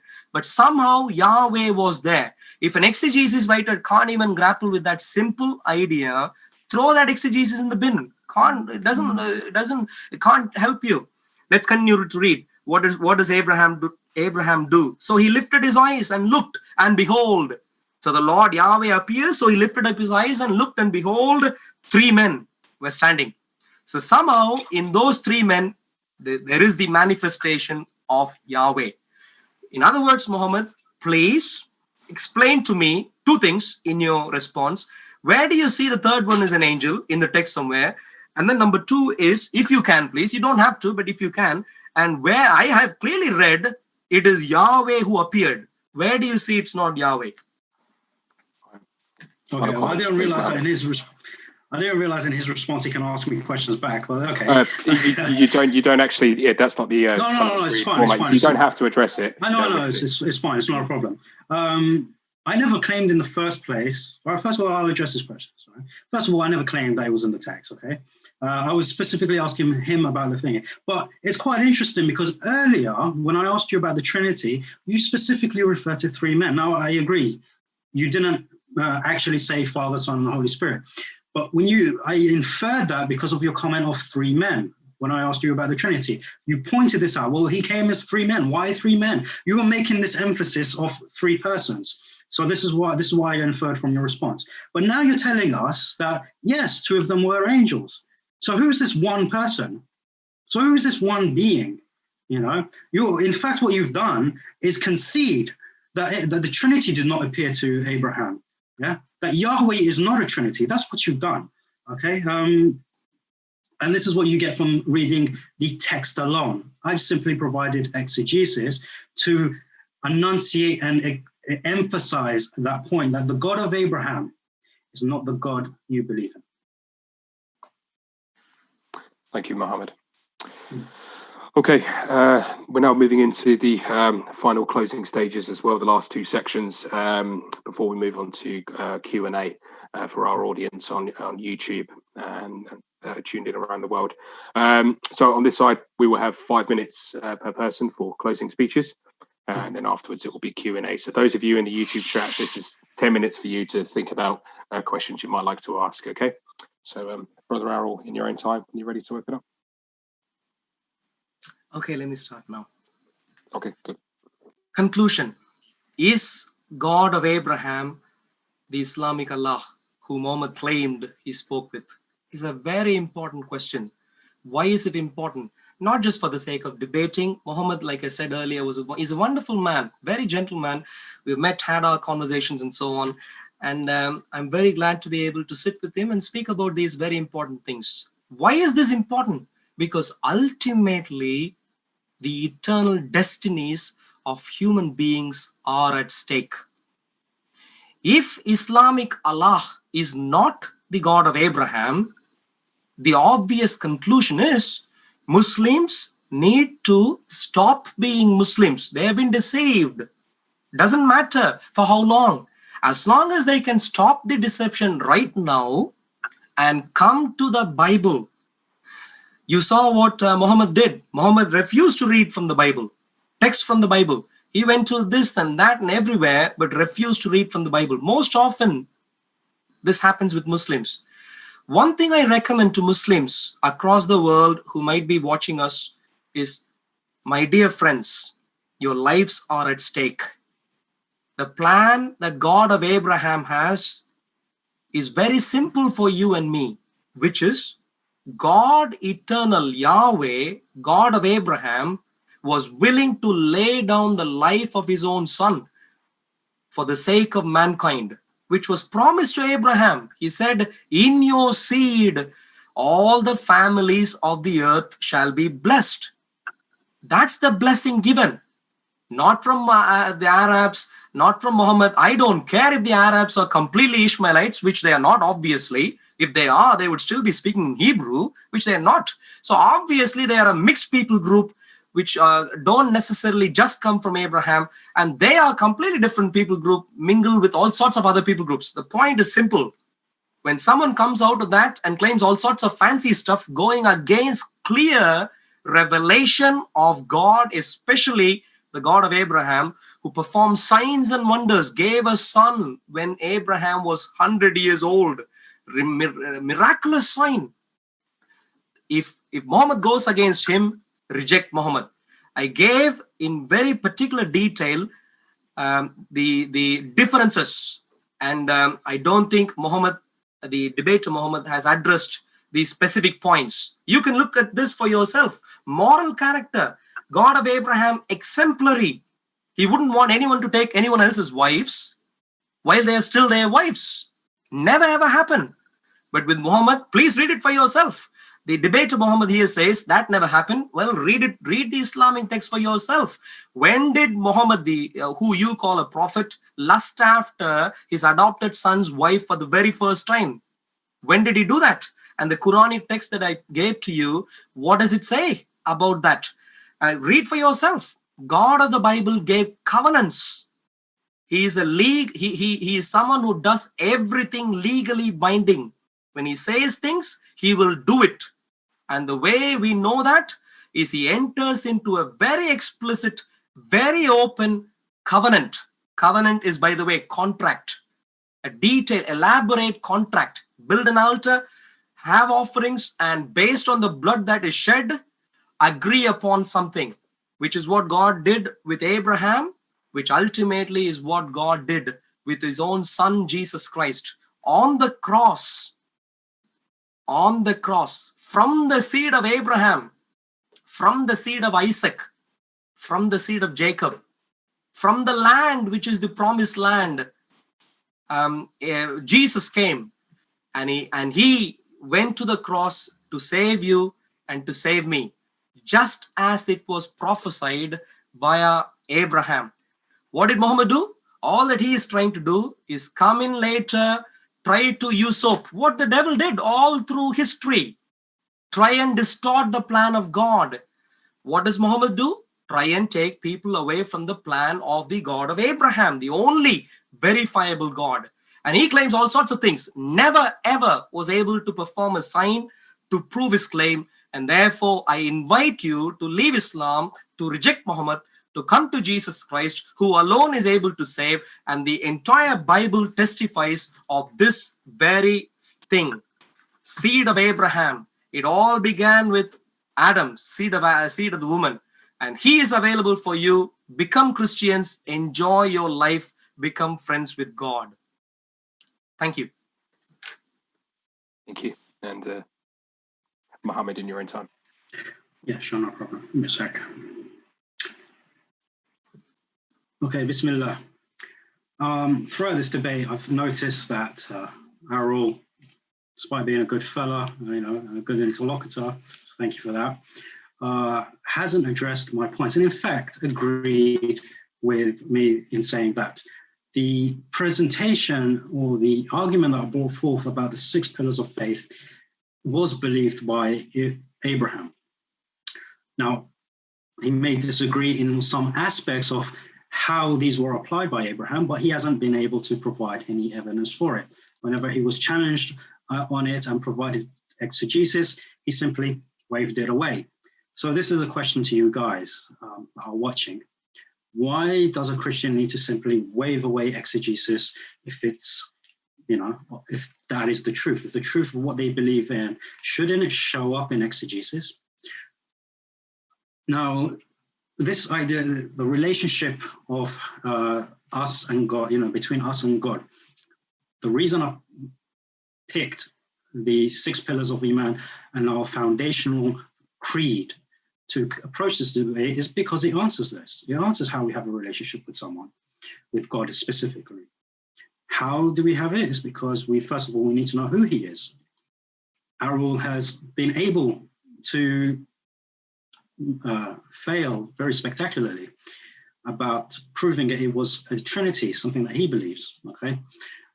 So we know who God is. We know that God is the same God that was revealed to Abraham, Moses, Isaac, Jacob, and Jesus, as well as Muhammad ﷺ. This is the very main thing. You can't have a relationship with someone you don't know. How does he do certain things? Well, he sends his revelation through messengers. I provide the information also from both scriptures as well as exegesis. What does he do? Well, as Arul says, he provides, he has contracts with us. He has oaths. We have an oath with him that we will worship him alone. And he has his promises to us. But is it about human sacrifice? No, it's not, because we do not see that in the life of Abraham. We don't see that in the Old Testament, and we don't see that in the Quran. So and in fact, the covenant given to Abraham wasn't about sacrifice. It was about the circumcision. This is the covenant given to Abraham. And Muslims adhere to that, but Christians do not. So all of these similarities, and you can go back on this debate and recognize that these are similarities that I provided. Okay, and the differences I've explained, the progressive revelation, and even the idea about, Muhammad marrying the ex-wife or the divorcee of Zayd ibn Harith, radiallahu anhu. I've given a parallel to that in Deuteronomy. So the text of the Old Testament largely agrees with the text of the Quran and the narrations and the life of Muhammad sallallahu alaihi wasallam. And Islam is not centralized around Muhammad sallallahu alaihi wasallam. He is merely the messenger. The Quran makes this explicitly. You are not but a messenger. And Tawheed is throughout. I gave an example where the very first chapter of understanding the names and attributes of God, knowing what he's like, because that's what the names and the attributes provide. They provide the information for who God is, what he does, what he's like. He is the most merciful. He is al-wudud, the all-loving, the most loving. He is the, al-haq, the truth. All of these names, these 99 names, provide us with that information of who God is, what he is, how to relate with him, and so on and so forth. So the question, and this is my request to you viewers, especially the Christians, ask yourselves, why do we realize, or why do we see that the relationship that Muhammad sallallahu alaihi wasallam taught to the Muslims is the same relationship that Abraham had with who the Jews and the Christians know as Yahweh? Why do we see the name Allah in the Arabic translations of the text, referring to the names and attributes that are given in the Old Testament, in the Hebrew? Why do we see all this? Allah, God is, in Arabic, is ilah. It's not Allah. Allah is only referred to the only true God. and it's gender neutral. So if it's applied to anyone else, it doesn't make sense. But that's the question for you guys, and thank you for this. This was very good. Yeah. Brilliant. Okay, yeah, thank you both. Thank you both very much. Okay, and I hope people on the live chat on YouTube have had a good think about the questions that they'd like to ask, because now we're going into questions and answers. So please fire away. Yeah, sure. How long do you want to give for questions? Questions, maybe sort of I don't mind. I mean, if you 10 get minutes, a lot, 15 minutes. Mind. Yeah, I mean, it's fine with me. I mean, what I would try to say is for the audience on YouTube is to try and truncate your questions a bit so that the people responding can respond in sort of 1 or 2 minutes. No more than sort of 2 minutes. Also on topic. And on topic, yes. Keep them on topic, please. Yeah, thank you. Yeah, maybe 3 questions, maybe each. Okay. Okay, right. So Muhammad, again, people, please just make sure say, yeah, it says at Muhammad or at Arul, so it's pretty easy for me to read. So this question comes out from the user All Out for Christ. Why did Muhammad exegete the biblical scripture from a source to support his ideas, as opposed to then consensus on the subject? The third person to meet with Abraham was Yahweh. I'm not quite understanding the question. I can repeat the question if you want me to. Yeah, go on, repeat the question. It says, why did Muhammad exegete the biblical scripture from a source to support his ideas, as opposed to then consensus on the subject? The third person to meet with Abraham was Yahweh. Right, okay. In terms of the exegesis, that is what he's asking about the exegete. I believe so, yeah. Right, okay. If I understand correctly, the exegesis of the Quran isn't, the prophetic commentary. You would see that it wasn't provided by anyone outside. In fact, the pagans of Mecca actually accused him of this, yeah, and they said that he's getting this exegesis from this man, and this is where he's actually getting the Quran itself from this man. And what you realize when you read the sources is that this man didn't know Arabic. He was a foreigner. In fact, the very first person, when it came to the revelation, the very first person that Muhammad SAW went to try and understand what was happening to him was Warqa bin Nawfal. And he was a Christian, yet he affirmed the prophethood of Muhammad SAW. He even said to him, he said, I fear the day that, the people will rise up against you, because this is what happened to the previous prophets. And he actually, when he talked to him about the angel, he said, this is an-namus. This is the an-namus that came to Moses. So he's referring to the angel that came to Moses. And he was a Christian, but he affirmed this. The idea that Muhammad SAW got exegesis or plagiarized the Quran, so there is no evidence for it. Considering that he was illiterate, okay. Unfortunately, it wasn't a source provided for where he got this information from, but that's your answer. Okay. I'm trying to balance it between questions for Arul and questions for yourself. So there's a lot of questions for you, Muhammad, but we really want people to question Arul as well. We really want, that's because we want a fair reflection coming in. Well, the more questions for me means the more I can propagate Islam. Okay. In the interim, Muhammad, if you don't mind, I'll ask you another one just while someone's preparing another question for Arul, because it hasn't been asked yet. Okay. This comes from Steve Piera. So the Quran clearly allows for marriage and divorce of children. Taqiyya is allowed for Muslims by Allah. Do you stand on these moral grounds? Okay, so I believe he's referring to chapter 65, verse 4. Correct. About marriage, right? Okay. Now, first of all, when you read the Arabic, it's talking about nisa'ikum, okay? The word for child is tafl, yeah? It's not nisa. Nisa is only applied for women, okay? So this is not talking about younger children. And again, what's happening here is the fallacy of presentism, okay? You see something happening today and you project it on the previous cultures and nations, in ancient times and say, okay, well, what they've done is backwards. No, this is not how it works, okay? This was a common practice among the people, because even if we look at the criticisms of Quraysh at Muhammad ﷺ, they never once mentioned the marriage to Aisha, okay, as a criticism. They didn't take that as a moral, absurdity or something immoral, despite disbelieving in his message. What was the second part to his question? Taqiyya. Yeah, taqiyya. Yeah, taqiyya, Yeah, so taqiyya is forbidden in Islam, okay? Lying for the sake of religion is forbidden. There are only 3 instances where a person can lie, okay? And one is to reconcile between 2 people, okay, in goodness. One is to is when you fear for your life. So, for example, if someone's coming to kill you and you say, "Look, I'm not a Muslim," or or you have this, or they're coming to kill you for something that you identify yourself by, and you say no, that's allowed because your life, you're trying to save your own life. And the third one is lying to your wife in terms of saying, you look very beautiful today, where in reality you're thinking, nah, you could have looked better.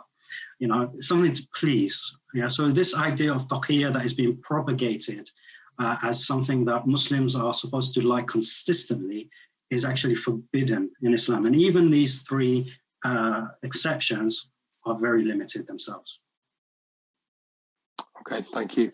There's a question for you, Arul, from Imran Saeed. At Arul, if the God of Abraham is one, you agree worship of 3, aka the Trinity, is false. Do you agree that if you're worshipping one God, then do you agree that the Trinity is false? I think is the long of the short there. I think yes. Okay, I hear the question. I think the question is based on a very wrong assumption. Right at the outset. If you go on, you can go and ask any Christian who knows reasonably his scriptures. He would never say Trinity is 3 gods. Never would. A Muslim would picturize Trinity as 3 gods, and therefore your question of would you worship 3 would be valid. From an Islamic, if you didn't know, from a Christian perspective, we're talking about 1 God. What is Trinity? 3 gods. Sorry, the 1 God in 3 persons. 1 God, 3 persons. Triune. In Trinity, both the 3 persons and the 1 God, both are important. Both are important. This is where, when Muhammad asked about Genesis 18, I answered earlier. The text says, then the Lord appeared to him. Yahweh appeared to him by the terebinth trees. And then Abraham lifts up his eyes and looks at them. 3 men were standing. I'm not saying by any stretch of imagination, one is the Father, one is the Son, one is the Holy Spirit. That's not my point. But my point is, for some reason, when it was supposed to be Yahweh who is supposed to stand in front, 3 men are standing. And listen to, see what Abraham did. Abraham, when he saw them, he ran from the tent door to meet them and bowed himself to the ground to meet them and bow himself to the ground and said, my Adonai, bowing to all 3. I'm not saying those are Father, Son, Holy Spirit. That's not my point at all. But my point rather is this. 1 God is supposed to be visiting, which is what the text says. But for some reason, he wanted to show up as 3 men in this, in the first couple of verses. I'm not still going to the later part.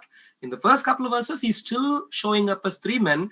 Abraham did not say, oh, you are Yahweh, the other 2 are angels, I'll just bow to him. I'll bow to the Yahweh. He didn't do that. He bowed down indiscriminately towards all 3 men.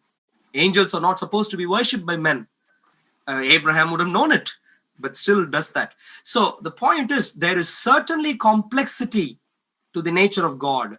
1 God, but in 3 persons. It is true that later on, 2 of them moved on as angels. But the question, my point is not focused on that.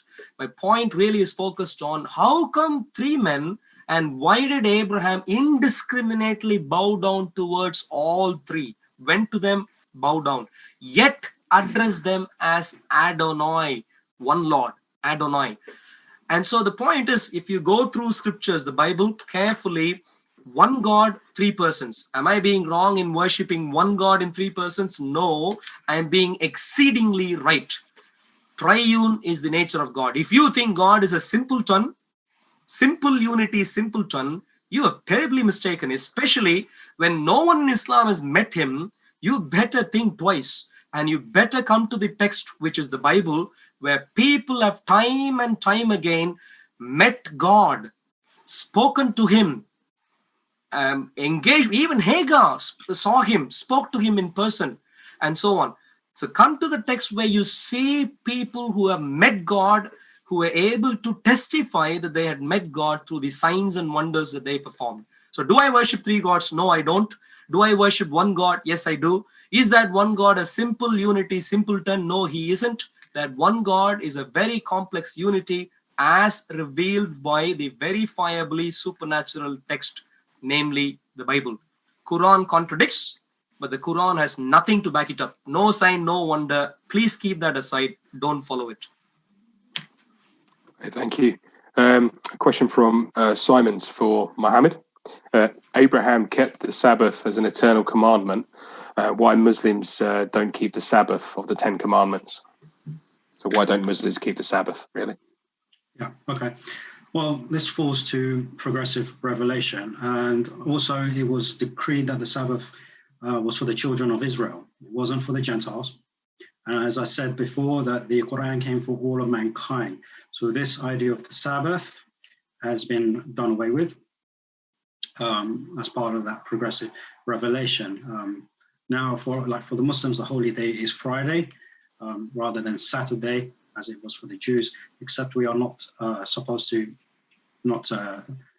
do any works. In fact, it clearly states in the Quran that when the call for prayer on Salat al-Jum'ah, on Friday prayer, is called, we drop everything and we go to pray. But after that, we go back to our worldly duties. So the Sabbath itself, like I said, it's progressive revelation. The God of Abraham decreed it for the children of Israel, and he did not decree it for all of mankind with the revelation of Muhammad sallallahu alaihi wasallam. Thank you. A question for Arul now. This comes from Minato Allah Soliman. It says, Arul, where do you get the idea that the Arabs are not the children of Ishmael? Very good question. Ishmael is just one person. What is his mother tongue? His mother tongue should have been either Hebrew or the Egyptian language, the Egyptian original language, not Arabic. Arabic didn't exist at that time. One of those two should have been his language, because he was born to a mom who was Egyptian and who was born to a father who was a Hebrew. But the Arabs speak a completely different language called Arabic. In terms of the history of Arabs, in terms of evidence, we find the reference to Arabs for the very first time, sort of in similar timeline to similar times. The first one is actually from the Bible, which comes from around the time of Solomon, King Solomon. And if you read the text carefully there, Arabs are introduced as a mixed group. The very term actually means a mixed people group. And then you find outside of the Bible, in terms of archaeology, you find evidence for the Arabs from one of the Assyrian emperors.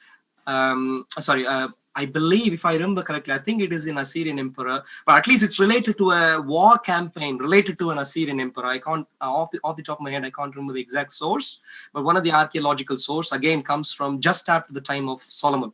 The point is this: Ishmael, if all of Arabs were from Ishmael alone, they'd be called Ishmaelites. They'd be either speaking Hebrew or Egyptian, what you might call Coptic, perhaps, owing to the meaning of the term and the history of the term Coptic, which is the original native language of Egyptians. That's what should have happened. But with Arabs, that doesn't happen. They showed up much later as a mixed people group. So among Arabs, there could be, I'm not saying there isn't, there could be Ishmaelite blood. But I'd heavily doubt, I wouldn't say heavily doubt, but the point is, regardless, let's say any typical person among the Arabs can't confidently say, I have Ishmaelite blood, unless they have historical records tracing right the way back to Ishmael and evidence to prove that all these records were kept in timeline properly, which you don't. Arabs did not have those records. So no one can stand up and say, I have Ishmaelite blood. All the people can say is, I may have Ishmaelite blood, even including Muhammad, I may have, because in history, they never kept track. Some of them may have, some of them most likely did not. Ishmael, we have in the Bible information as to where he settled, nowhere in Saudi Arabia. You can read the details. Where did Ishmael settle? Very north, what is today southern Jordan. The Bible describes from the wilderness of Shur and then going up to Havilah is where they settled. Nowhere in the Arabian Peninsula in terms of the southern peninsula. So Arabs also come from there. There are plenty of different Arabs. So quick point is, any Arab can't confidently stand up and say, I am from Ishmael, because that history simply does not exist. And therefore, Muhammad can't do that either. Okay, a question from Muhammad now from Sahih Luke. Allah is supposedly all-powerful. So is it possible for Allah to enter his own creation if he wanted to and if it pleased him so? Okay, so this question of can God do anything comes up quite a lot.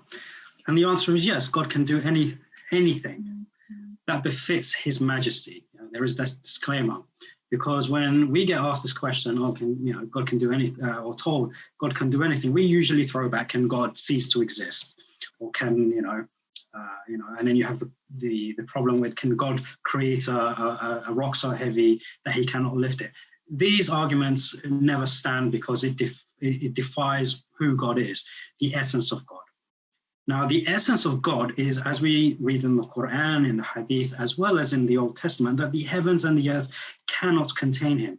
They cannot contain him, right? This is why I cited 1 Kings 8:27.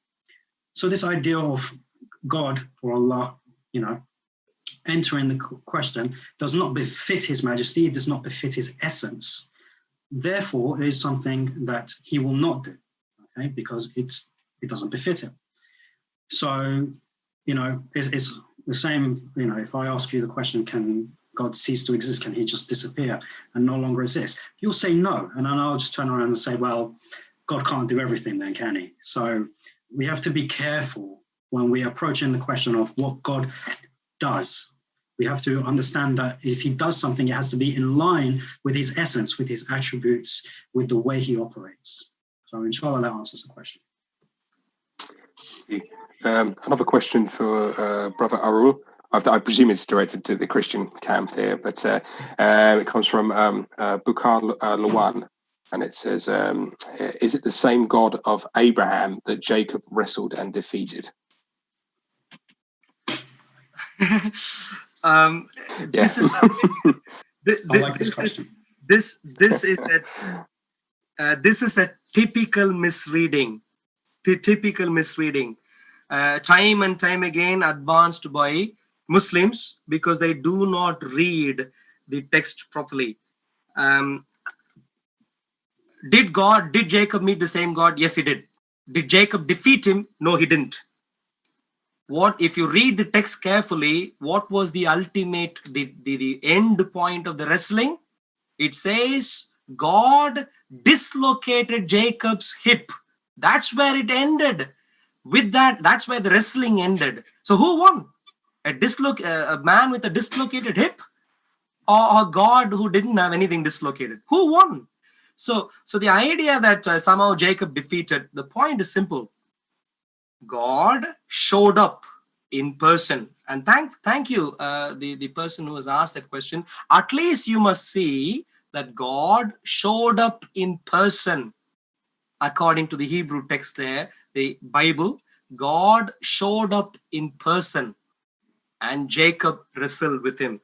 And then Jacob goes on to say that I have wrestled with even God and survived, I think, if I remember correctly. That's something like that is what he would end up saying. So at the least, God of Abraham, God of Jacob shows up on the face of the earth. How do I know?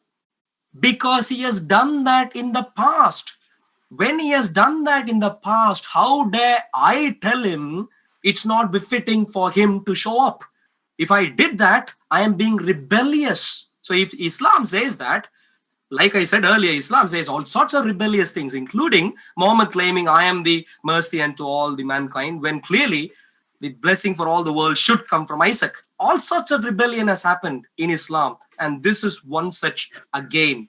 What is belittling God? Belittling, or what is not befitting of God? What is not befitting is what I force him to do when he doesn't want to do. God of the Bible, the one who showed up, the one who demonstrated through signs and wonders time and time again, it's called theophany, time and time again, showed up on the face of the earth.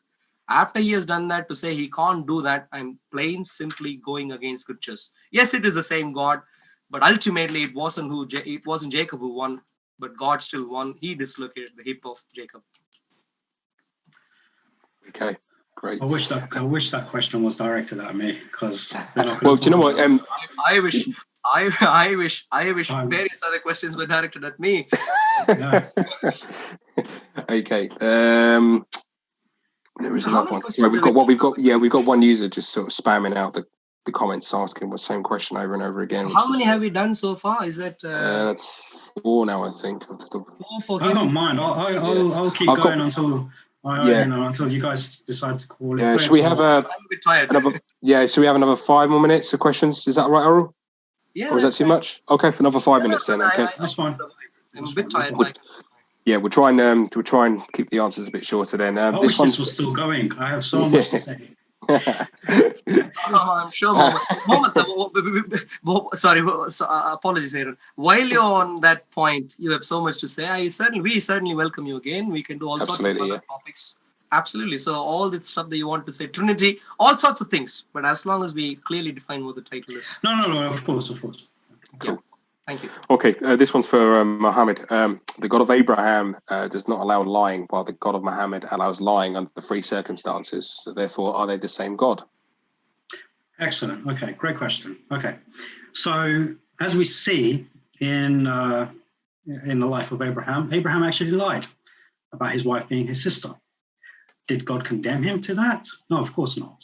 Okay, so this idea, and it falls into that category of, saving a life, or, saving someone from a dire situation. So yes, it is the same God. That's exactly what happened. We see this example with Abraham in the Old Testament, that he lied in order to protect his wife. And we see that within the conditions of the 3 lies that Allah has allowed us. It's that simple. Okay.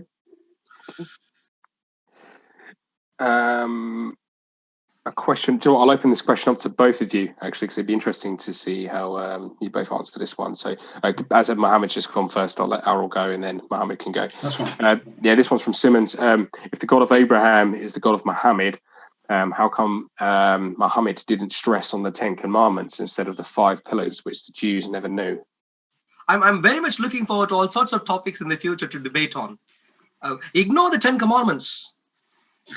God of Moses says worship has to be centered in Jerusalem. Anywhere else, you would be killed. What was the issue Jeroboam got into? He ended up with a withered hand because he built altars in northern Israel. Anywhere outside of Jerusalem, do stuff in terms of building a temple, you're gone.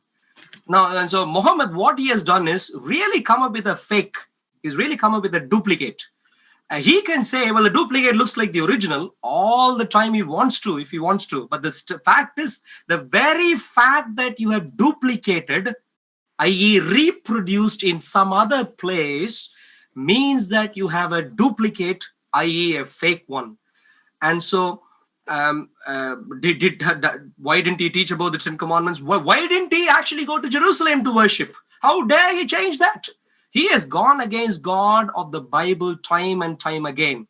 In contrast, why do Christians not care about the commandments and so on? We do care in terms of saying they testify of the nature of God. But the point is, with the Christian text, the Messiah has to. This is what Jesus said. There is going to come a time when you will worship me anywhere, everywhere, in spirit and in truth. That was a new covenant given. Muhammad asked me multiple times, why am I not circumcised? He thinks that's the only covenant available. That's a bit surprising. Abraham was given 2 covenants. Circumcision was only after Ishmael was born. Prior to that was the original covenant, which is what I'm talking about. And that covenant, nothing to do with circumcision. You can read about that early on in Genesis, well before the circumcision covenant. In Jesus, the commandments were fulfilled. We follow him. If Muhammad were to reject the sacrifice and the completion of the Torah in Jesus, then he is really in a big mess. All right. Okay. So the Ten Commandments. If we look at the Ten Commandments, all of them bar one is preached in the Quran, as well as the 13 principles of Maimonides, except with the exception that the Torah is preserved and is the greatest, and that Moses as well as the greatest. There are a lot of similarities between the 13 principles and the 10 commandments that are incorporated into Islam, okay, because it came from the same source.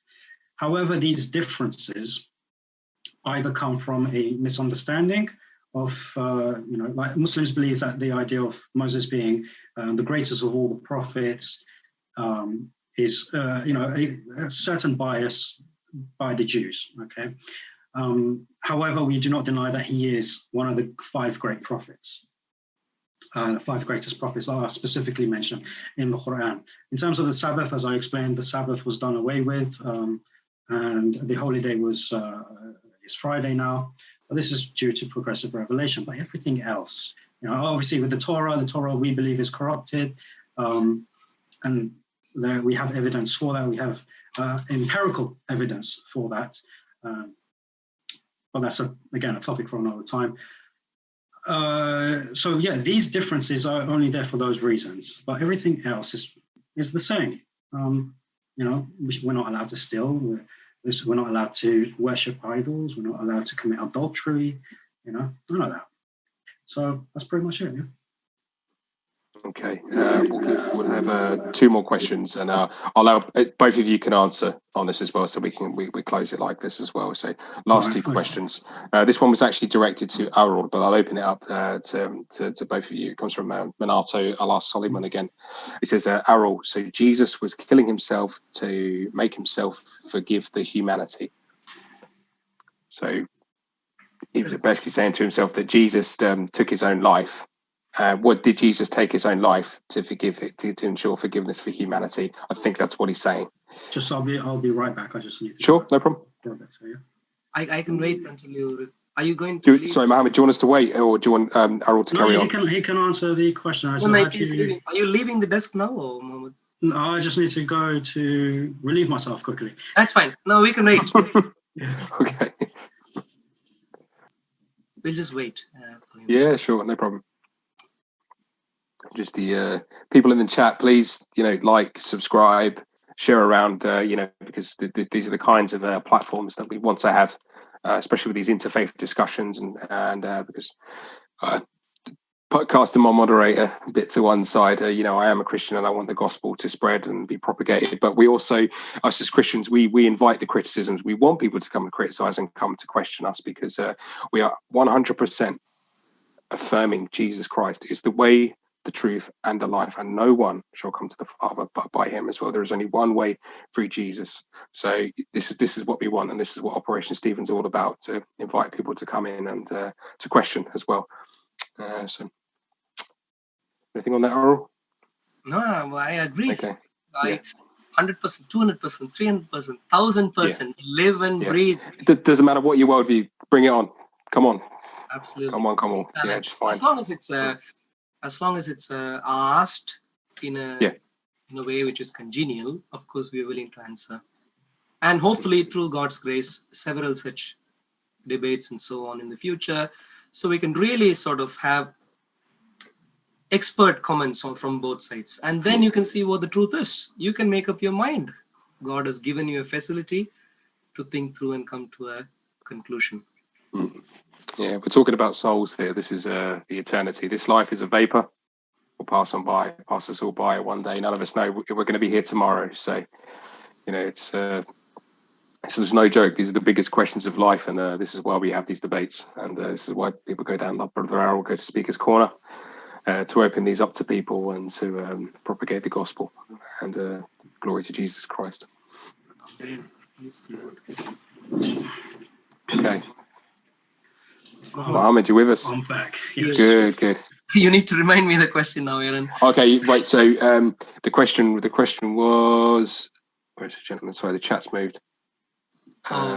It was whether one person was asking for a clarification as to whether Jesus killed himself in order to provide forgiveness for humanity. So did he kill himself? Well, in one manner, it is Yahweh who sacrificed his own self. It is Yahweh, and Jesus, who holistically is Yahweh.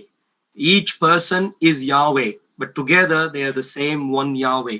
And to get to know more details about this, you need to really know the infinite nature of God. A simple guesswork like what happens in Islam would not help you arrive at appropriate conclusions. So did Yahweh sacrifice himself? Yes. But did Jesus kill himself? Well, Jesus said, I lay down my life and I take it back. This authority I have received.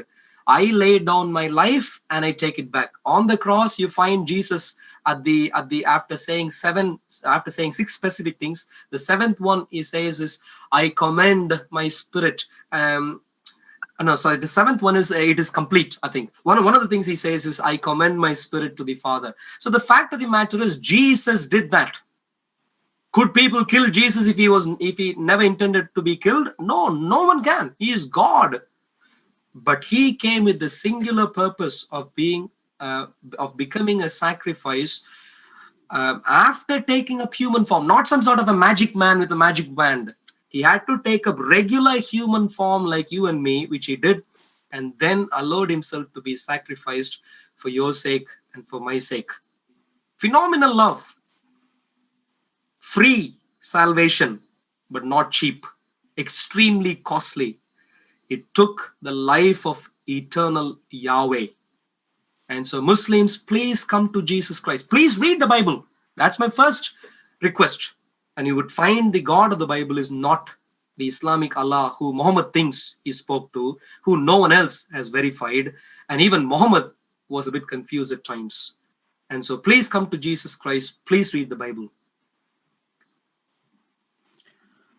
Okay, so the question, did Jesus kill himself? Well, Arul's already answered that he did willingly lay down his own life. If you want to pull it crudely, then yeah, you would call that a suicide, because, if you take your own life, that is suicide. But again, the essence of God is that he is immortal. That is the essence, that he is immortal. As much as we dislike Paul, he himself says in 1 Timothy 6:16 that he alone is immortal. He's referring to God. So this idea of God dying is in direct contradiction to his essence. Like you keep mentioning that God came down, but I gave you verses. I gave you exegesis. You tell Muslims, we hear that Muslims have to read the Bible. Well, we don't just read the Bible. We read the Bible and more. We read the exegesis in order to study it. We don't hear from 12 different Christians who give us 6 different answers on the same verse. Me and you, we've both been to Speaker's Corner, and we've both heard answers from multiple people, whether it's Muslims or Christians. Okay, like my personal experience is I've had several explanations been given, but not once is exegesis cited. Not even once is commentary from Bible Hub even cited to that effect, to what is being propagated. But again, this goes back to the essence, what God does, who he is, what he is. God is immortal, so he cannot die. Okay, it's as clear as, it's as simple as that. Okay. Does he show up? Well, clearly not, because as I mentioned, and this is something that Arul never addressed. 1 Kings 8, chapter 8, verse 27. It simply says, I'll read it, but will God really dwell on earth? Will he really come on earth? And the heavens, even the highest heaven, cannot contain you.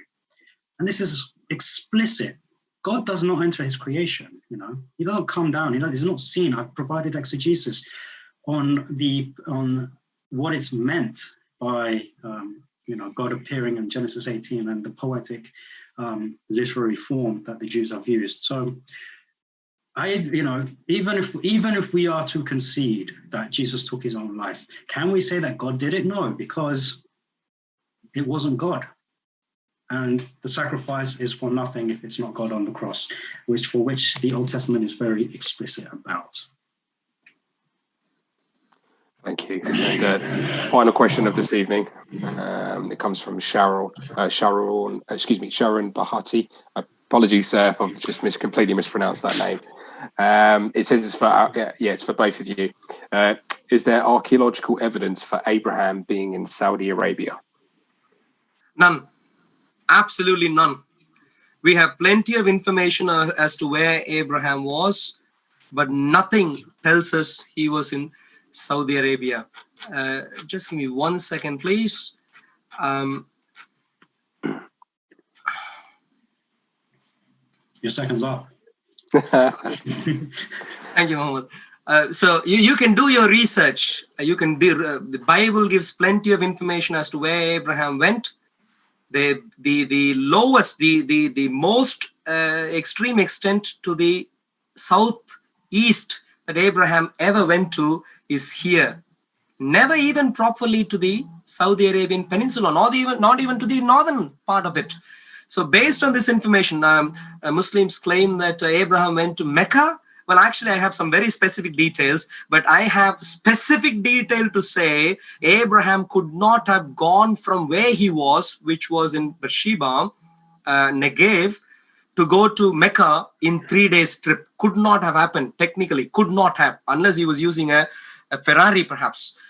So was Abraham in Arabia, Saudi Arabia? Never. Is there any evidence to suggest that he was there? None.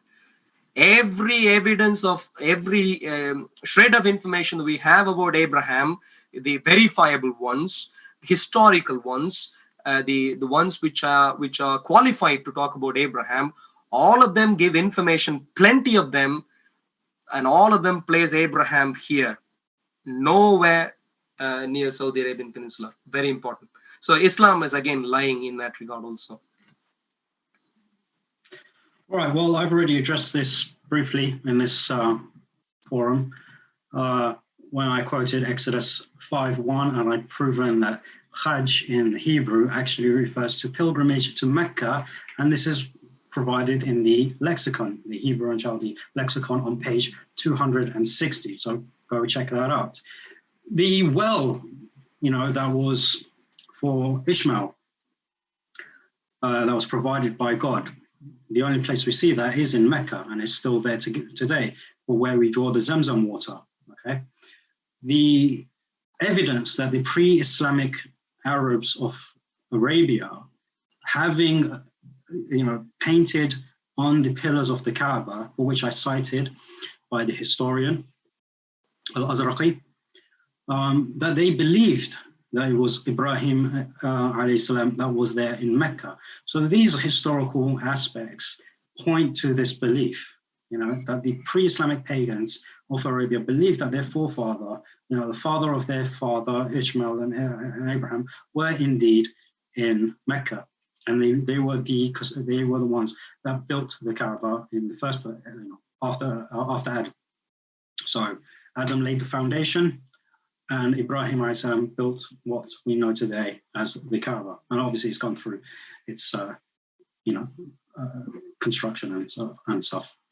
But there is historical evidence for it. And it's another subject we can definitely go into. Absolutely. I'm looking forward to that debate. Absolutely. Great. It sounds like laying out some foundations for some further talks coming up, and this is just superb. This is really good content. So there's no further questions now. I'll be taking from the YouTube live chat as well. So, but I'd like to thank both of you very much for spending all this time sitting down and humbly sitting there and expressing your viewpoints across the camera for other people to see. So that's I think if we can all just sit there and just think, okay, forget about my predispositions here, let's just sit there and think, okay, let's be for truth and against error. I think as human beings, let's just try and focus and hammer in on what the truth is. What is the truth? What do I believe is the truth? How do I know what the truth is? And then approach topics with that aspect going forward. And I think we can learn a lot from each other. And we're, all of us, we're a big believer that truth will win out in the end. So, but listen, thank you to our guest today, Muhammad PBUH. It's been an absolute pleasure. Thank you very much. Well, thank you. And yeah, sorry, just what do you call it? I do address a lot of misconceptions about Islam. I do, speak about why we disagree with Christianity on a multitude of topics, which I will be covering, so on and so forth, on my channel, as well as on my Twitter. You can, my name here, that's what my channel is called. So check that out on YouTube. You can contact me on Twitter at MARazak26. Same for Instagram. And I also have an email for anyone who wants to ask me about any questions relating to Islam, Christianity, Judaism, as complicated as it gets.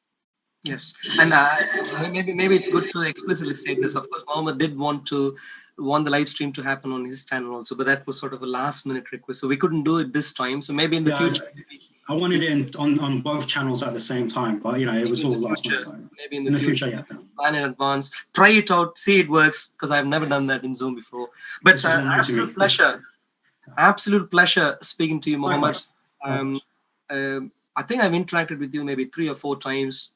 Every time it has been a pleasure at the end, as much as it had been a pleasure at the start. So I really thank you for that. And of course, Aaron also, and the audience also, thank you for your patience. Aaron, thank you for maintaining the decorum of what we're doing. But I think it's much easier with maybe 2 people like me and Muhammad there. Hopefully I didn't misbehave, but thank you. Everyone was good. It was really good. Yeah. Thank you. No strikes were given out. Yes, that's the good news. Yeah. Thank you. And hopefully sometime in the future, Muhammad, sooner rather than later, God strengthening. I'm sure we'll bump into each other at Speaker's Corner at some point anyway. So cool.